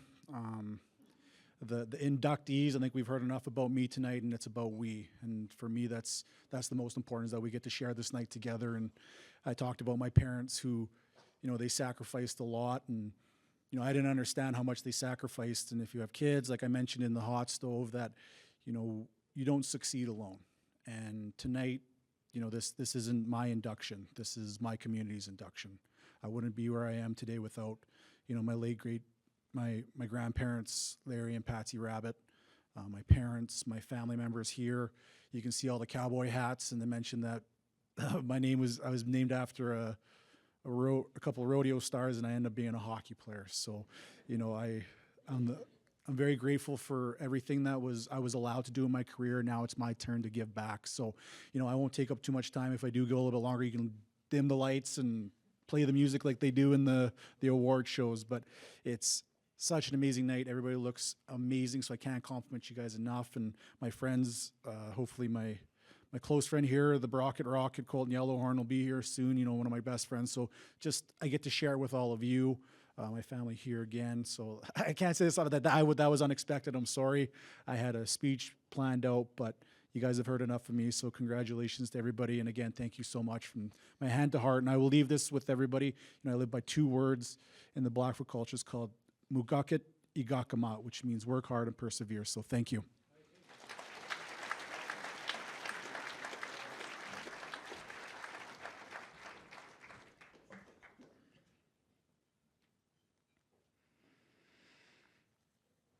All right. Congratulations, Wasey. All right, moving on. So our next inductee in the athlete category is Ross Beckering. His basketball journey took him from Southern Alberta gymnasiums all the way to the Olympic Games. Born and raised in Taber, Ross built an outstanding basketball career that spanned university competition, professional leagues in Europe, and international competition on the world stage. As a member of the University of Calgary Dinos, Ross became one of the top university basketball players in the country. Over 5 seasons, he earned multiple Canada West and CIS All-Canadian honors while becoming the Dinos' all-time leading rebounder. His talent and work ethic eventually carried him overseas, where he played 6 seasons professionally in the Netherlands. During his professional career, Ross became a 4-time Dutch League champion, a 5-time League All-Star, and one of the top rebounders in European basketball. But perhaps the pinnacle of his athletic career came in 2021, when he represented the Netherlands at the Tokyo Olympic Games in the debut Olympic men's 3x3 basketball tournament. Competing against the best teams in the world, Ross helped guide the Netherlands to a fifth place finish at the Games. Even while competing internationally, Ross remained connected to Southern Alberta. As a teacher and mentor, he continues to inspire young athletes throughout the region through school and community sport programs. His journey from Taber to the Olympic stage is a remarkable example of dedication, discipline, and perseverance. Please join me in congratulating Ross Beckering, 2026 inductee in the athlete category.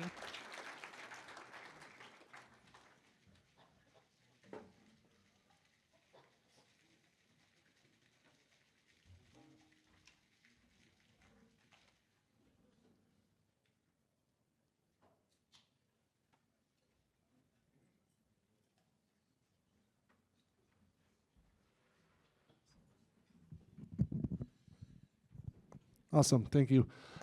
First, I just want to thank the board for selecting me, obviously, to be up here and to share the stage with all the inductees tonight.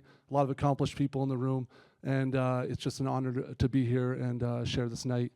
Like everyone said before, there's a lot of people that helped me stand before you guys today. First and foremost, it would be a mistake not to acknowledge my beautiful wife, Carly. She is 39 weeks pregnant with our 3rd child. I've had a lot of luck in my life, but this one is still a little bit of a mystery to me, so I'm very thankful to have her in my life. It really goes back to the beginning for me. My parents are here this evening. The word sacrifice is a word thrown around a lot, and I think as a parent now of 2 children myself, and hopefully a 3rd one shortly, sacrifice was definitely something that they provided for me. I think their steady presence. I think as I've gotten older, the blessing of a stable household is something that I really look back and appreciate. And they were just such loving parents, a loving nature, and even just instilling an emphasis on a strong faith to kind of help me build a foundation for me as an adult. So thank you, Mom and Dad. My sister Janelle is in the room tonight, younger sister Janelle. It got mentioned before. I'm sandwiched kind of between a younger sister who's been a high achiever her whole life and an older brother who was an absolute phenom as a young athlete. And Janelle is the best basketball player in our family, so I'm going to correct Jim over there. She is the best. But just to be in between those 2 siblings, I can't understate how important that was to my development, how much I felt supported, how much I felt driven to compete with them.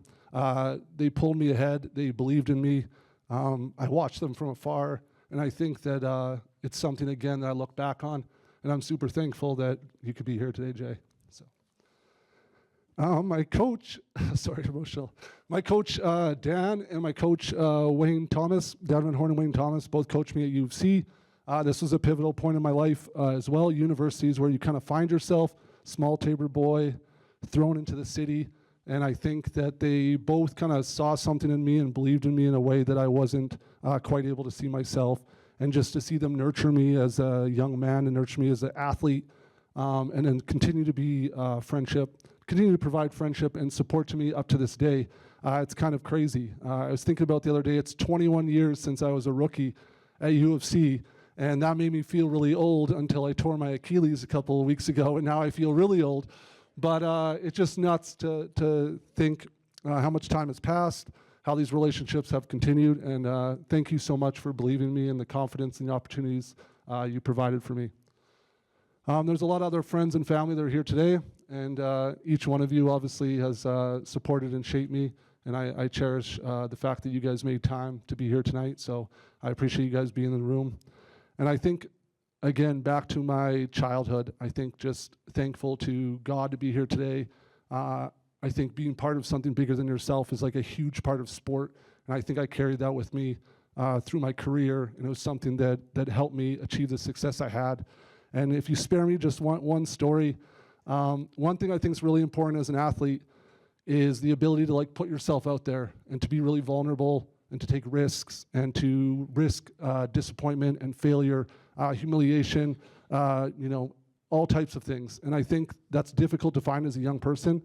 And my older brother, Henry, was a huge role model for me. And I remember as a kid, just being in awe of him. And he wasn't able to be here tonight.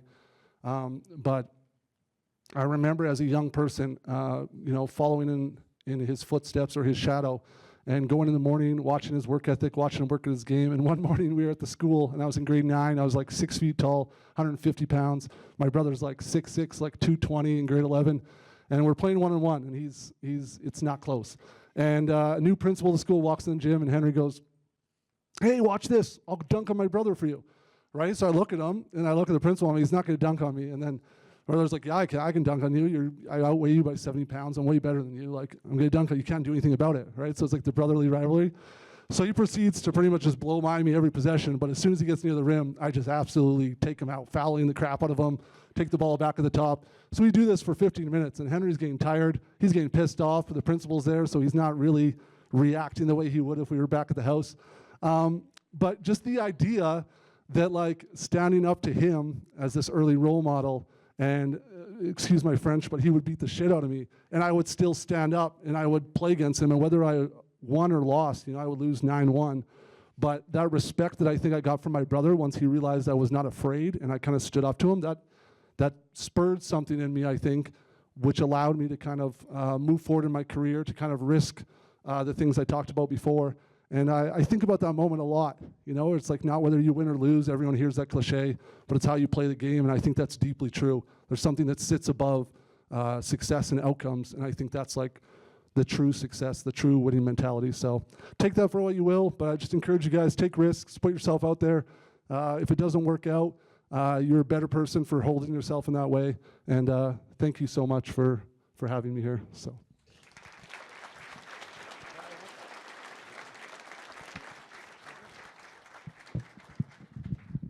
Let's keep moving along. Try and stay somewhat to the time so that we're not here for later than we need to be. Okay, so our next inductee in the athlete category is someone whose name hockey fans across this region know very well.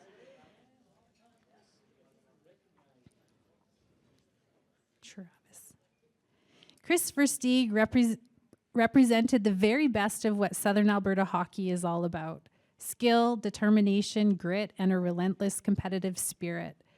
Growing up in North Lethbridge, Chris developed into one of the city's most dynamic hockey players. After dominating minor hockey, he walked onto the Lethbridge Hurricane roster as a 16-year-old undrafted player and quickly became one of the NHL's most exciting offensive talents. His outstanding play earned him selection to the CHL Top Prospects Game and Team Canada at the U18 Championships. In 2004, Chris was drafted by the Boston Bruins before eventually being traded to the Chicago Blackhawks organization. His NHL career officially began in 2007, and from there, his impact only grew. In his rookie NHL season, Chris recorded 53 points, earned NHL All-Rookie Team honors, and scored the first ever goal at Chicago's iconic Wrigley Field during the NHL Winter Classic. In 2010, Chris helped the Chicago Blackhawks capture their first Stanley Cup championship in nearly 50 years. And true to his roots, he brought the Stanley Cup home to Lethbridge to celebrate with the community, as we heard. 5 years later, he did it again. Over a 643-game NHL career, Chris recorded 149 goals and 358 points while appearing in 93 playoff games and winning 2 Stanley Cup championships. Following his playing career, Chris transitioned into business, technology, coaching, and media while continuing to support the game through development camps and broadcasting. Please join me in welcoming Chris Versteeg to the stage.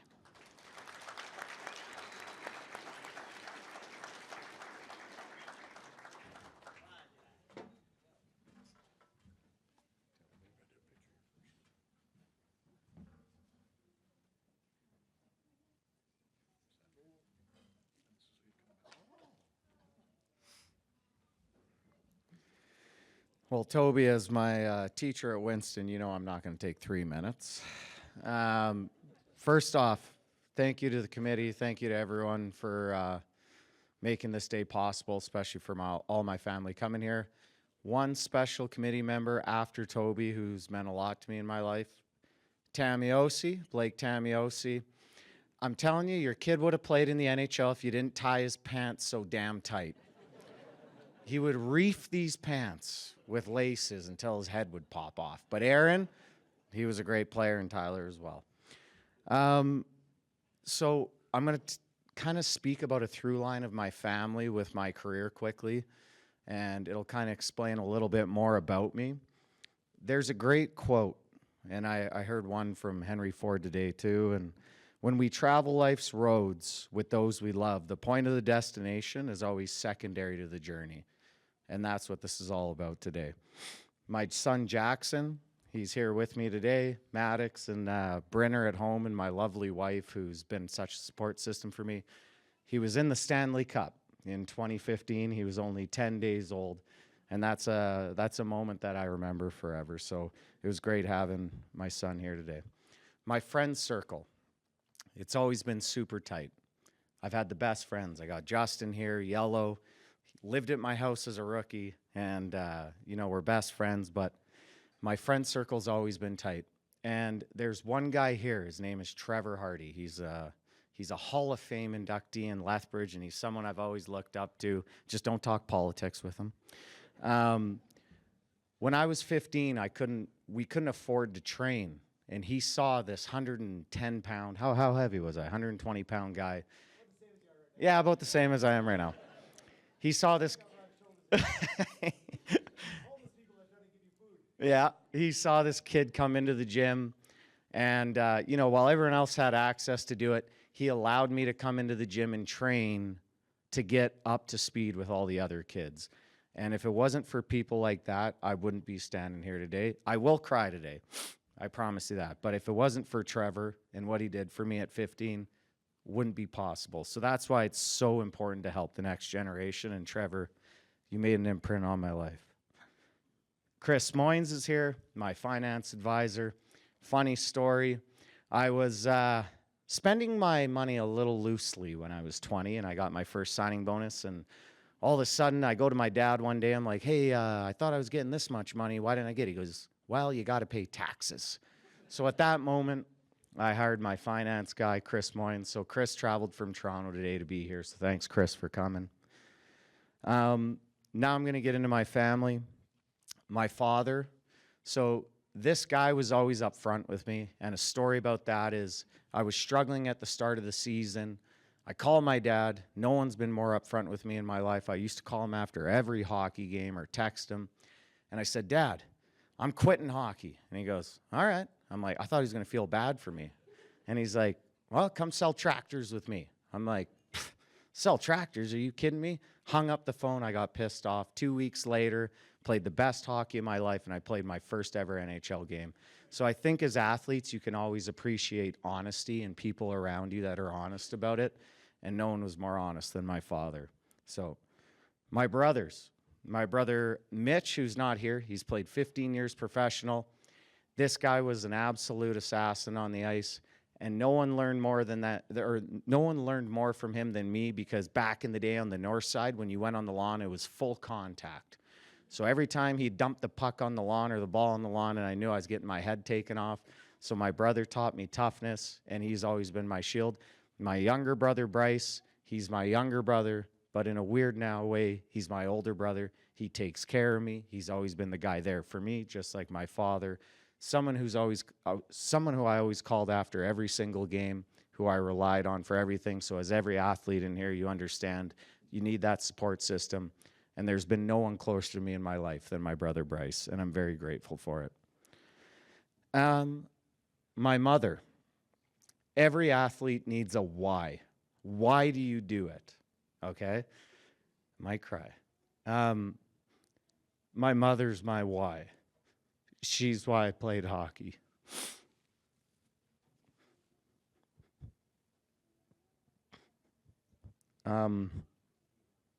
I just wanted to make her proud, and I wanted to give her a life that she deserved. And that's why I played hockey. It wasn't for me. It was for my mother. And every single day I know that.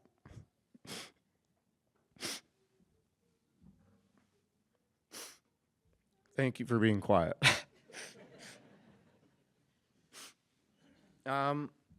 One person here, my grandfather and my grandmother who's not here.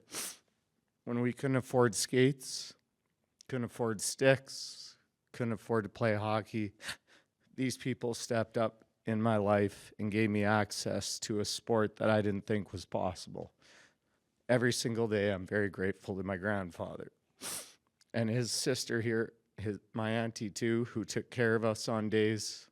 It's never been forgotten. With all that said, I've had an incredible journey. Myself playing the game I love, being supported by incredible people. From a 135-pound, 16-year-old playing for the Lethbridge Hurricanes to playing in Stanley Cup finals in arenas all over the world. My goal now is just to be a good father, a good husband, and watch my kids grow. Lethbridge is where it began. Every time someone asks me then or now where I'm from, I'm always proud to say I'm from Lethbridge. and I was built on the north side streets. Thank you.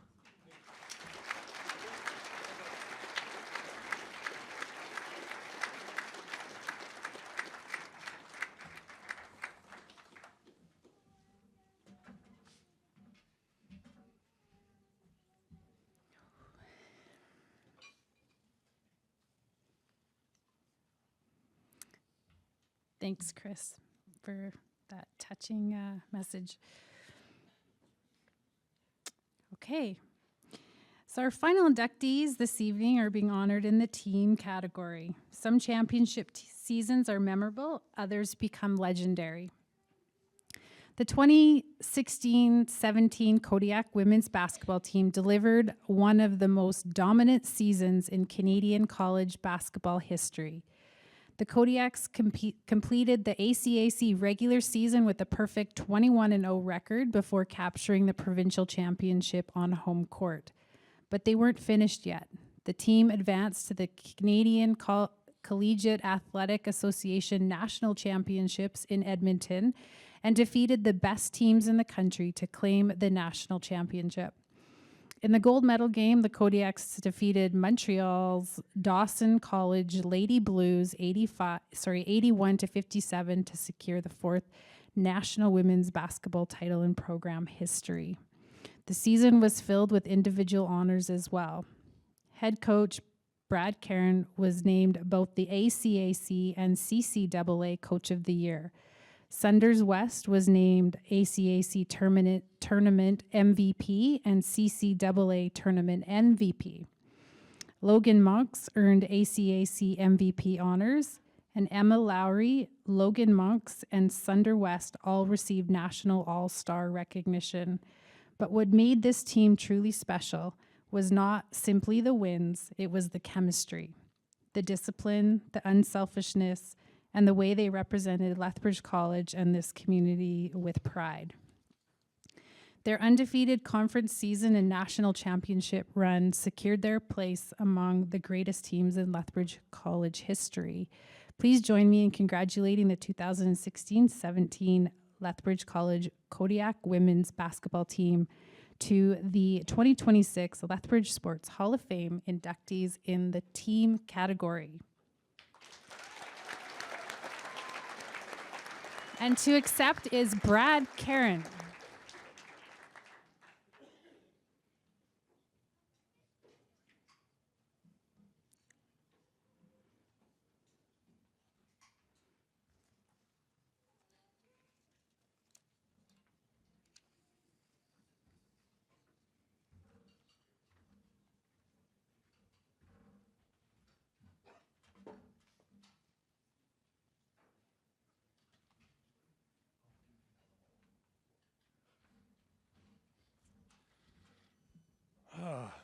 All right. Well, the nice thing is I got to go last, so I had a lot of time to sit and think about things. I didn't have anything prepared, but the worst part about going last is you have to follow everybody that went in front of you that said everything you wanted to say, and they said it in a much better way than I could ever say it. And, you know, I look around the room and I see all the people that, you know, I thought, well, I don't know everybody, but I really know a lot of you here. And it's amazing all the people that I know and that I've actually coached some of the I coached the Beckering and that won a national championship back in 2004, I think it was. But anyhow, there's a lot of people that I know. The Ralph family is is a family I've looked up to for years and years. I've watched them and tried to kind of pattern the way I coached and what I did after what they do. And it's been great. But after what was said already about our team, I don't know if I need to say anything. You guys, they said everything that needs to be said. So I'll probably just thank some people. Obviously, my assistant coaches that I had, my dad always said, and I've said that before, is that you put yourself around good people and you surround yourself with good assistant coaches, you'll be successful. And that's what I tried to do. And, you know, you've got to thank the school and the staff and the athletic director and the president and all those people that support you as you go, because without them, there's no possible way we could have been as successful as we were. And I looked through the program and it said we were 21-0, undefeated. But really, when you look at our team, for the last 2 years we played, we were 72-1, and we lost one game. And I felt that one game that we lost was what made us who we were the next year, because it was something that gave us drive to be better for the next season and to win it. I don't think we really had a goal set for ourselves that we were going to win a national championship. We felt we needed to get there. And I believed that we could win it. We had a good enough team, and that was something that we put together, not specifically the best players in the country, like going around and getting the best players. I learned a long time ago that you put players together that can fit together. They all have a purpose and a meaning, and they're all important for what you do. And if they work together as a group, and if they work hard with each other and respect each other and have their backs, they'll be successful. And they were. I'll probably just tell you a couple of stories if you don't mind. We were at the national tournament, and it was just before it started. And we all had a 1 hour practice time. I'm sure you all kind of can understand how that works, but you go to the tournament and they give you a 1 hour practice time before it starts. And we go in there, and we were one of the last teams to practice. And we go in, and the girls were all happy and having fun. We put music on, and we did some shooting drills and did that kind of stuff. And we were kind of laughing and joking. And then at the end of the game, we shot for money from half court. I don't even know who won it. Does anybody remember who won that money? I think it was $100, so you should remember. But anyways, we did that. And after that practice was over, there was a lady there from the national basketball team. She's one of the organizers. And she came up to me. She says, "Coach," she says, "are you sure that you guys are taking this seriously? Like all the other coaches that were here were yelling, and they were going through their practice, and they were all, serious and all that stuff. And your girls came in and they were kind of laughing and joking. It's like you weren't taking it too serious." And I said, "Well, we're going go-kart racing after practice." And so I says, "No, but we'll be serious when game time comes around." And I said, "There's really nothing I can teach these girls now. We're 24 hours before game time. What are we going to learn? We're just going to get used to the gym and shoot and just enjoy it and get ready for tomorrow." Well, the next day came, and we played Dawson College in the final. No, it wasn't. It was BC. We were playing the number 1 ranked team from BC in the first game. And we beat them pretty good, if I remember right. I think it was by 30. And anyways, after the game was over, this lady came back up to me. She said, "Coach," she says, "I understand what you were talking about." And she said, "I thought you guys weren't serious and you were just here to kind of just be here and whatever. And right after tip-off, your girls turned into Tasmanian devils." And I said, "That's the way we were." I said, we had fun. They had fun together and they enjoyed each other. But when tip-off came, they got serious in a hurry. And because of that, that's what carries through all year, is how hard you guys worked. And the next little bit of a story is they worked so hard, and I don't think people understand how much time it takes to be a team like this.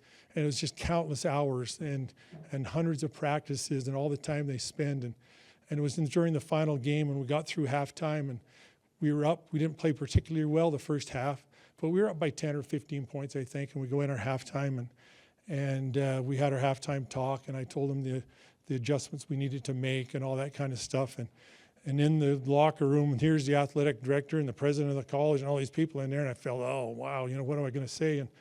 And I just said, well, we've worked all year, whole year, for this moment, to be at this moment in time where you got 20 minutes left to be national champions. And then, of course, some girl piped up. She had to say something. And I think it was Emma. And she says, "No, Coach, we've been working for this for 2 years, not just one."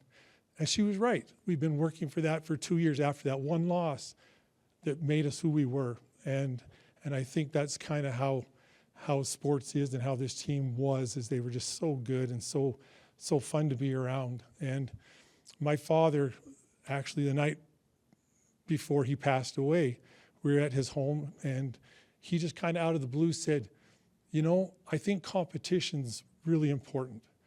And then he went on to say that he felt that competition was the fundamentals for things in life. It teaches us our life skills.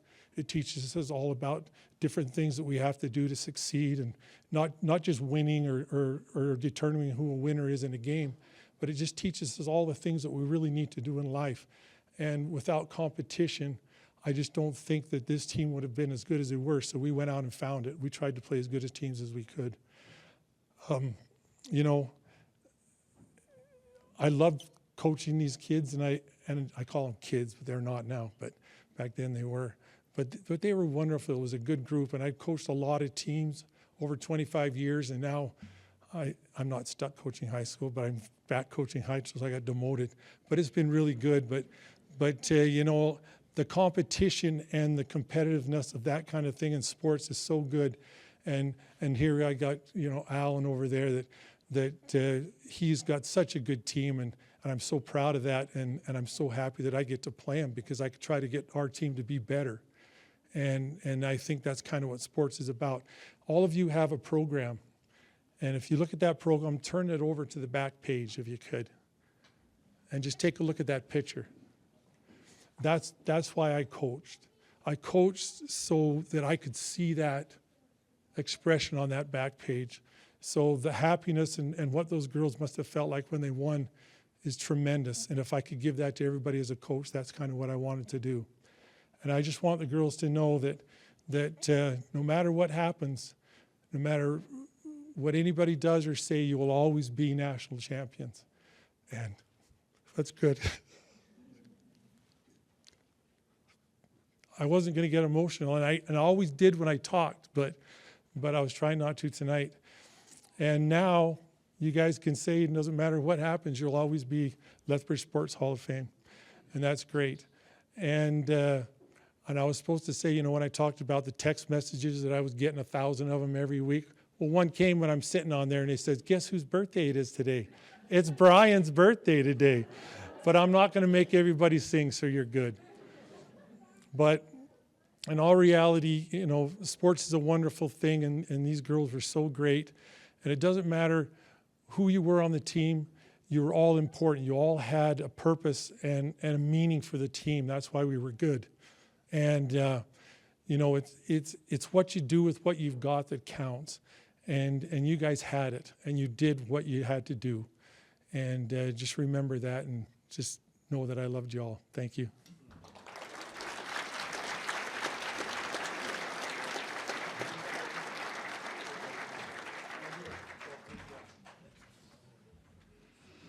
All right, well, we did it. We made it through all of the 2026 inductees.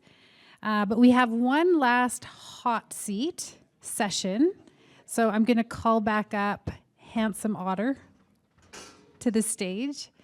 And speaking of birthdays, I also would like to wish Sarah a happy birthday, one of our board members. So happy birthday.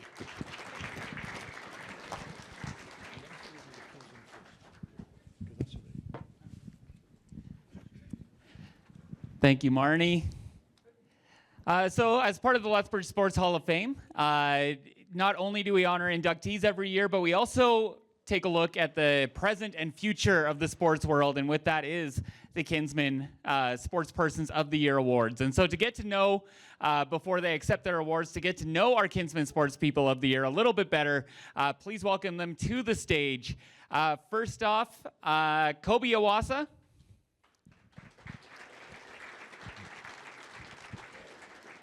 And Shannon Clark.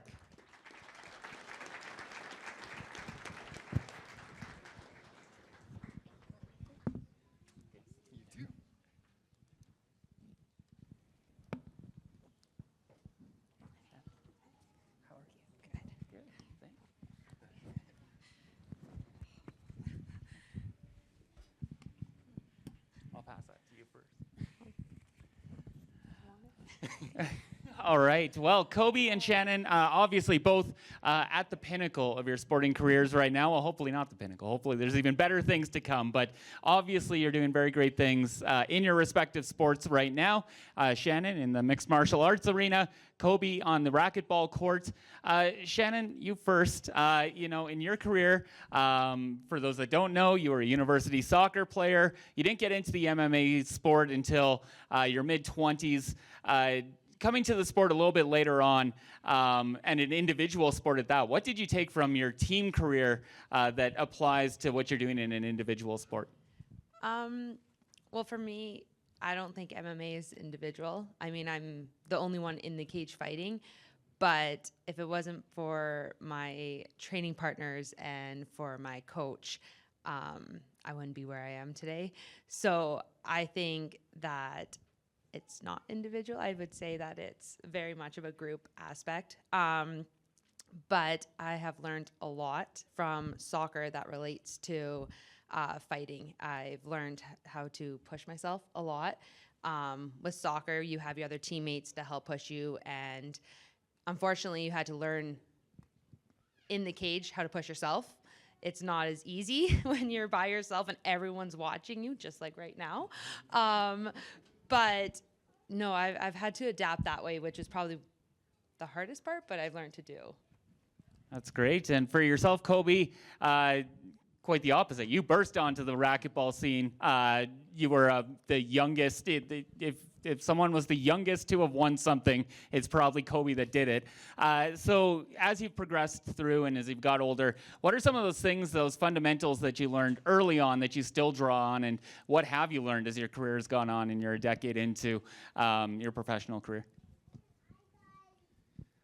I was thinking about this when I got the email that I was going to be given this award, just looking back through my whole career through racquetball. And when I was younger, it felt like everything was possible, that it didn't matter who I was playing against, whether they were the #1 player in Canada or whether they were just someone local.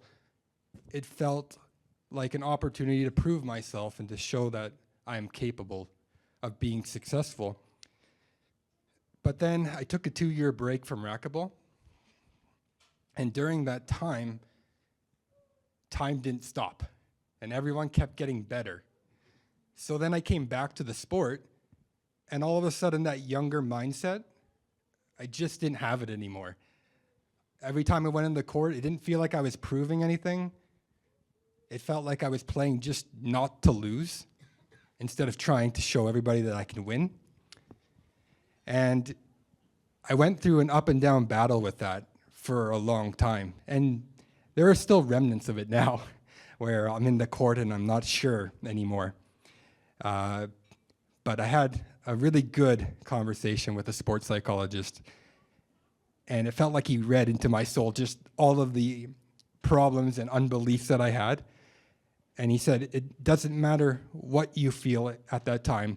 The only thing you have to do now is to invest everything and every part of you into the ball that you hit right now. And that just changed a lot of my mindset. So no longer was I thinking futuristically, oh, how is the world going to see me if I lose this? All I cared about is, I have one chance now to do something, and I'm going to do it. So I almost brought back that mindset of, I can do anything, but now it's very focused into one opportunity. That's amazing. I love it. Shannon, you actually touched on something I wanted to ask about is, myself, I come from there's a reason Wasey and Chris are sitting down there and I'm sitting up here not playing hockey anymore. But from a minor hockey player standpoint, the team sports mindset, when I have an off night, when you're in a team sport, you can kind of sometimes hide. You can, let others step up and carry it. In both of your sports, you actually both compete in sports that are literally on display. You are trapped inside a court or a ring that you can't get out of, and you have to draw on it yourself to be able to find that perseverance to go on. Where do you draw that from? How do you find a way to go forward on a night where maybe you don't feel like you have it, or a moment where you don't feel like you have it? Well, actually, my very first fight, I'm in the back, and we warmed up and everything, and we're about to go on, and they're calling me out, and I look at my coach, and I was like, do I have to go out there? Like, can we stop? And he's like, no, like, it's a little too late. Get your ass in there. And I'm very lucky that when I'm in the cage, I actually, like, I don't want to say blackout, but like, I don't hear any of the audience. I hear my coach and my coach only. So I think that has helped from soccer, that you listen to your coach. You don't listen to the audience and everything like that. But I'm also very competitive with myself. So I always make it a competition that I have to be better than how I performed before. When I'm doing my sprints, I have to be faster than I was last fight camp. When I'm training, I have to do harder rounds, more rounds. I have to do just everything. So when it comes in the fight, like, I'm always like, okay, well, this is my goal, but I need to be better than, and keep pushing myself. So I think about that all the time, actually in the cage, where I'm like, okay, if I do a takedown, now next time I need to get 2 takes. And like, I always think about that. So I'm kind of just pushing myself because I'm just too competitive. That's great. And how about you, Kobe? Can you repeat that? Yeah, same question. So, you know, when you're in there in an individual sport and it's a day where you're not feeling your best, or it's a match where you're facing adversity, how do you find the strength? What do you do to focus and prop yourself up and get yourself back on track? Going along with what she said, you train so hard off the court. And somewhere, I can't remember who taught me, but I remember being told that if you can make your 70% better than everyone's 100%, you're going to win.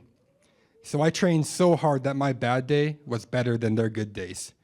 And I had a lot of comfort knowing how much preparation I had going into the sport, going into the tournament, so that if, for whatever reason, and there are many reasons why you could be off, I knew that I was still good enough. And just looking ahead to the future for yourself, Shannon, you are in the professional fighting ranks and continuing to rack up the wins. Like I said, I hope this isn't the pinnacle, that we're not catching at the pinnacle, that there's still more to come. What do you still want to accomplish? What are your goals moving forward? I actually have a fight next month. It's in San Diego. After that, I'm not sure. I always just take it one fight at a time, and I keep telling my family, one more. Okay, one more. Okay, just one more. And so far, we keep going. So I don't really know. I just look at the one fight and hope I win. Awesome. And for you, Kobe, national champion, international medalist, what do you still hope to accomplish? How much of the sport do you have ahead of you, and what are your goals? Racquetball is very fortunate that you can play quite late into your age. There's plenty of successful racquetball players who are 38, 39, so I still got some time before that happens to me. But it's coming close. The first thing is next week I hit the Nationals in Toronto, where I hope to defend the title that I won last year. And then we have World Championships in October in Chile, where we did win 2 years ago. So my partner and I are looking at defending that title.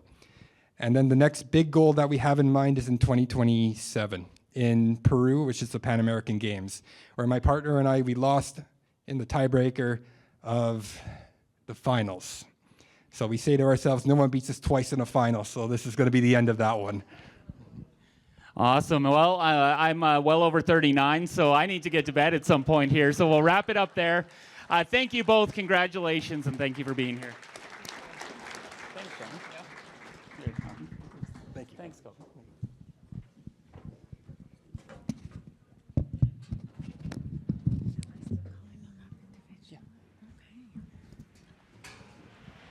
All right. Thank you, Handsome Otter, for that. I'm going to call upon John Livingstone to come up to present the Kinsman representative, who's the Kinsman representative from the Sports Hall of Fame, to the stage to give out the awards to our Kinsman Sports Persons of the Year. John? Oh, he's She's over there. Okay, it's been a really long day for me, you guys.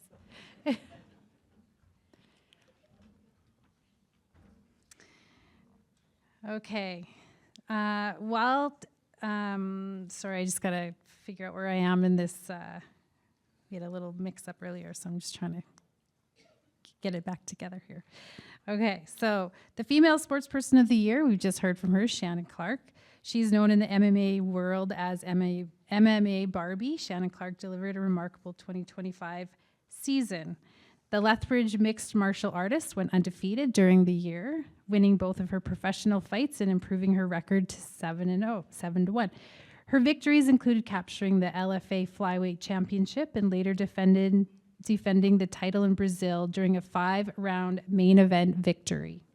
Shannon's rapid rise through this sport earned her a contract with the Professional Fighting League, one of the top MMA organizations in the world.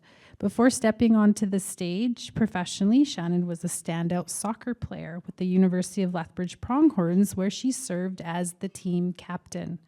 Today, she balances elite athletic competition with family life, work in financial services, and training here in Lethbridge.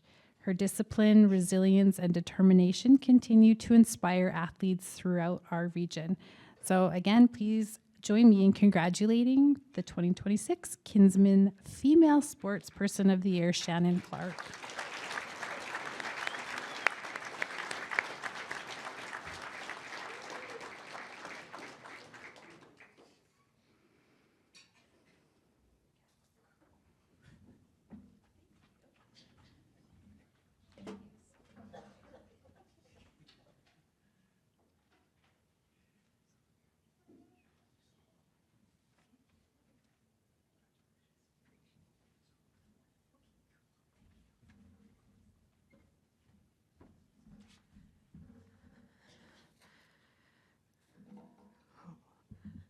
Sorry, guys, I'm really nervous. I don't speak in front of people very often. I will try and be fast. But we did make a deal. Anytime I say sorry, my sister has to do a shot, so sorry. Oh, boy. Okay. I'm incredibly honored to receive this award from the Lethbridge Sports Hall of Fame. To be recognized alongside so many athletes, builders, and people who have shaped sports in our community means more to me than I can properly put into words. Growing up in Lethbridge, sports taught me far more than competition. It taught me discipline, resilience, accountability, and how to keep showing up when things don't go your way. Every lesson, every setback, every win, and every difficult moment helped shape who I am today. Playing soccer my entire life, especially my time at the University of Lethbridge, pushed me to limits I honestly didn't think were possible, not only physically, but also mentally too. It taught me to never give up. It taught me that there will always be someone better than you at something, which means there's always another level you can push yourself towards. I truly believe that mindset helped me shape my fighting career. I came into the sport with absolutely no background in fighting, and in 6 years, even with breaks for 2 babies and a global pandemic mixed in there, I was able to reach one of the highest levels in the sport. Sports taught me that there's really no such thing as good enough. There's always room to learn, improve, and grow. Some people might see that mindset as a flaw, and sometimes it is exhausting. But for me, it's been one of the biggest reasons I've been able to excel as an athlete and continue chasing goals I once thought were impossible. This award may have my name on it, but it belongs to a lot of people. Unfortunately, when it comes to fighting, all eyes are on the person in the cage. People see the final performance, but they don't always see everything that has happened behind the scenes to make that moment possible. They don't see the sacrifices, the support, the extra responsibilities people take on, or the amount of work others put in so I can step into that cage prepared. No one gets recognized enough for the behind-the-scenes role they play in an athlete's journey. But tonight, I finally get the opportunity to share that recognition. This award belongs just as much to the people who stood beside me, supported me, believed in me, and carried me through the difficult moments as it does to me. I may be the one competing, but I have never done this alone. First, thank you to my husband, Brody. When we first met, you were led to believe this fighting career would be just one fight. Then it became, okay, just one more. It was never planned or supposed to be making it to the big leagues. Well, here we are heading into fight number 12 next month, and the first fight in the big leagues, and you're still here beside me through all of it. Thank you for holding down the fort at home while I chase this crazy hobby. Thank you for the early mornings, the late nights, the training camps, the weight cuts, the stress, and everything that comes with this lifestyle. You've been my steady support behind the scenes through all the highs and every low. Thank you for believing me, even during the moments that this sport asks a lot from both of us. I know the sacrifices aren't only mine, but they're yours too, and I'll never take that for granted. To my family, thank you for everything you do to help raise our kids and support this journey that you all didn't sign up for. It's true when they say it takes a village to balance a family with life. To balance a family life with a sport as demanding and chaotic as this one. I couldn't do it without all the babysitting, the accommodating with my schedule, the patience, the understanding, and all your support. Thank you for always stepping in whenever help is needed, whether it's helping with the kids or simply being there when things got overwhelming. Your support has meant more than I could ever explain, and there is absolutely no way I'd be here if it wasn't for you all. To my two amazing children, Rosalie and Kyler, thank you for being my biggest motivation in life. Although they aren't here tonight because it's past their bedtime, I can carry them with me in everything I do. Thank you for giving me a reason to push harder, work harder, and keep chasing goals even during the difficult moments. When I took my only loss, you both played a big part of getting back into that cage. I could have walked away knowing I made it farther than I ever could have imagined. But then I know that one day you'd be able to walk away as well from something, and that wasn't okay with me. So I got back in there and became a world champion twice since. More than anything, I hope one day you understand that there are no limits on what you can achieve if you truly believe in yourself and are willing to work for it. I hope watching my journey teaches you that it's okay to dream big, to fail, and to keep getting back up, and to never give up on something you love. One day, when you guys are old enough and you find out about my fighting career, I hope it makes you proud. Not because of the titles, awards, or stepping into a cage, but because you saw your mom work hard, stay determined, and keep chasing something she believed in. To my coach, Joel Odorsky, thank you for everything you've sacrificed for me in my career. Thank you for constantly putting me first and honestly for practically aligning your life around helping me succeed. I know how rare that kind of dedication is, and I don't take it for granted for a second. I can lean on you for anything in life, not just for training, but for showing up whenever I need a person. Thank you to your family for accepting all the time away from them to train me. I am beyond spoiled to have a coach like you in my corner. Thank you for always listening, always learning, always adapting, and always believing there was another level I could reach. Thank you for the countless hours, the patience, the hard conversations, and the commitment that you've shown every single day. And thank you for willingly putting your body through so much punishment so I can beat you up in training. I know coaching the sport takes a physical and emotional toll too, and so much of what people see from me inside that cage is a direct reflection of everything poured into me behind the scenes. I truly would not be standing here tonight without you, so thank you for believing in me from the beginning. To my boxing coach, Rick Duff, thank you for joining the team when I needed it most. You came into this journey after my loss, at a time when we knew something needed to change and we needed to evolve. Looking back now, bringing you onto the team was one of the best decisions we ever made. Thank you for believing in me, for pushing me, and for helping me grow into a more confident and complete fighter. Thank you for all your patience, your encouragement, your knowledge, and all our laughs.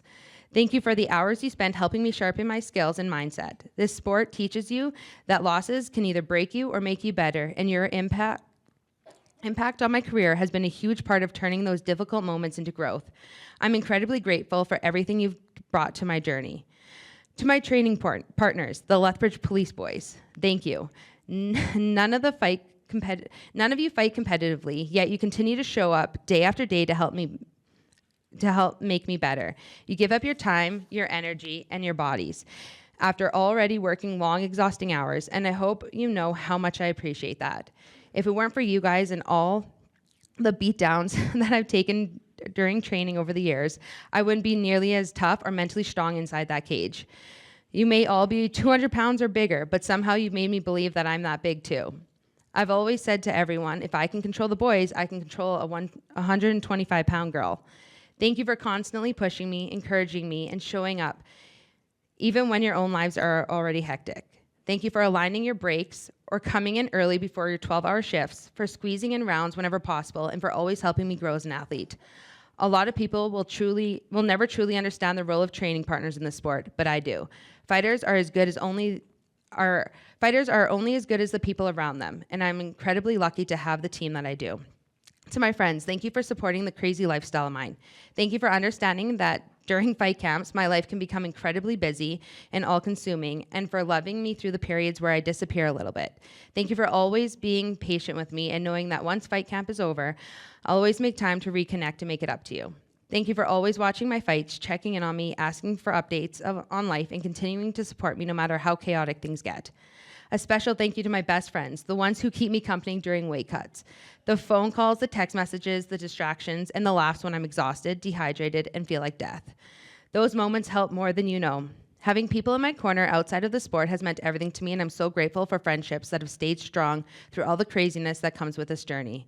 Thanks to the fans, supporters, and everyone in the community who has encouraged me along the way. Lethbridge has a strong sports culture, and I'm proud to represent this city every time I compete. One thing sport teaches you very quickly is humility. There are highs and lows, victories and disappointments, and success always comes from consistency, hard work, and people around you. I'm grateful for every experience that brought me to this moment. Congratulations to everyone that was honored tonight. You all deserve recognition. And once again, thank you to the Sports Hall of Fame for this incredible honor.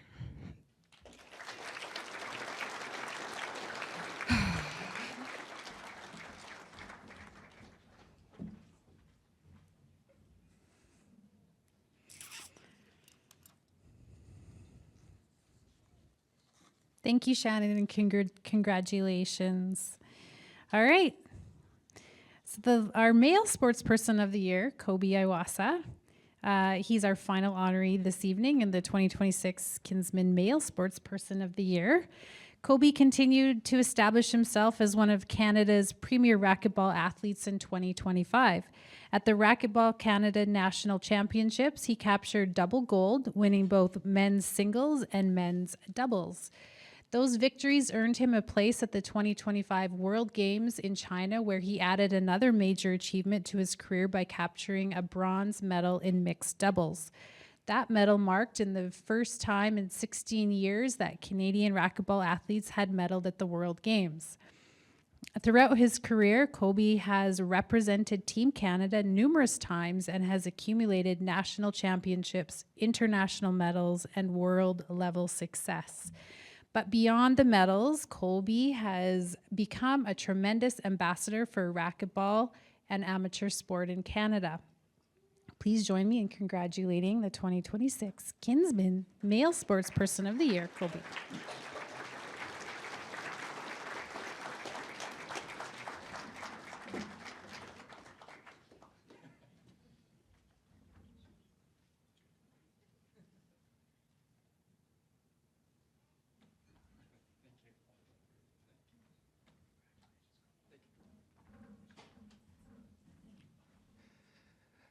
Good evening, everybody. I know we're probably a little tired, so I want to make it brief as well. My parents are here, my wife is here, my soon-to-be daughter is here. I'm very excited that this award was given to me because when I get to think in the future about the legacy that I leave behind, I want a daughter that can be proud of what her father has achieved. It's important to me that I show her every day, through my own efforts, through my own actions, that I will pursue my best self every day. And I know being in a room full of all these amazing athletes, everyone who has done something amazing in their sport, it's truly an honor to be here standing with you all, knowing that I can somehow share the same light as you all. So thank you all, and thank you for this award.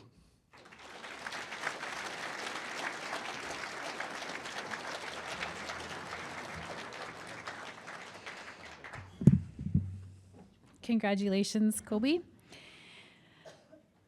All right, so what an incredible evening. Tonight we celebrated people who didn't just play sports, they helped shape the spirit of sport in Southern Alberta.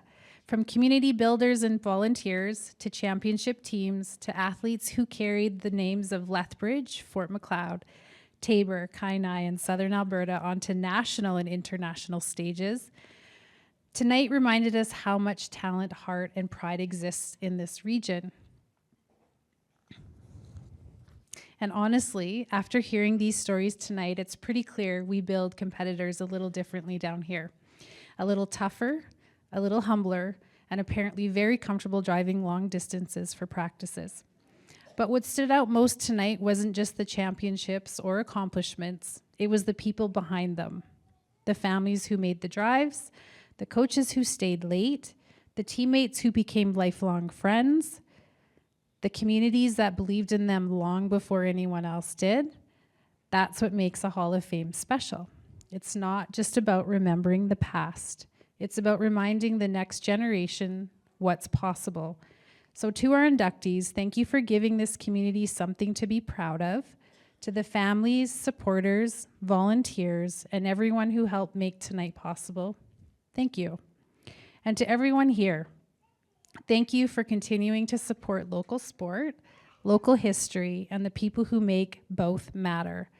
On behalf of the Lethbridge Sports Hall of Fame Board, congratulations once again to the class of 2026. So I'll just leave you with this. Have a wonderful evening, travel safely, and we look forward to seeing you again next year.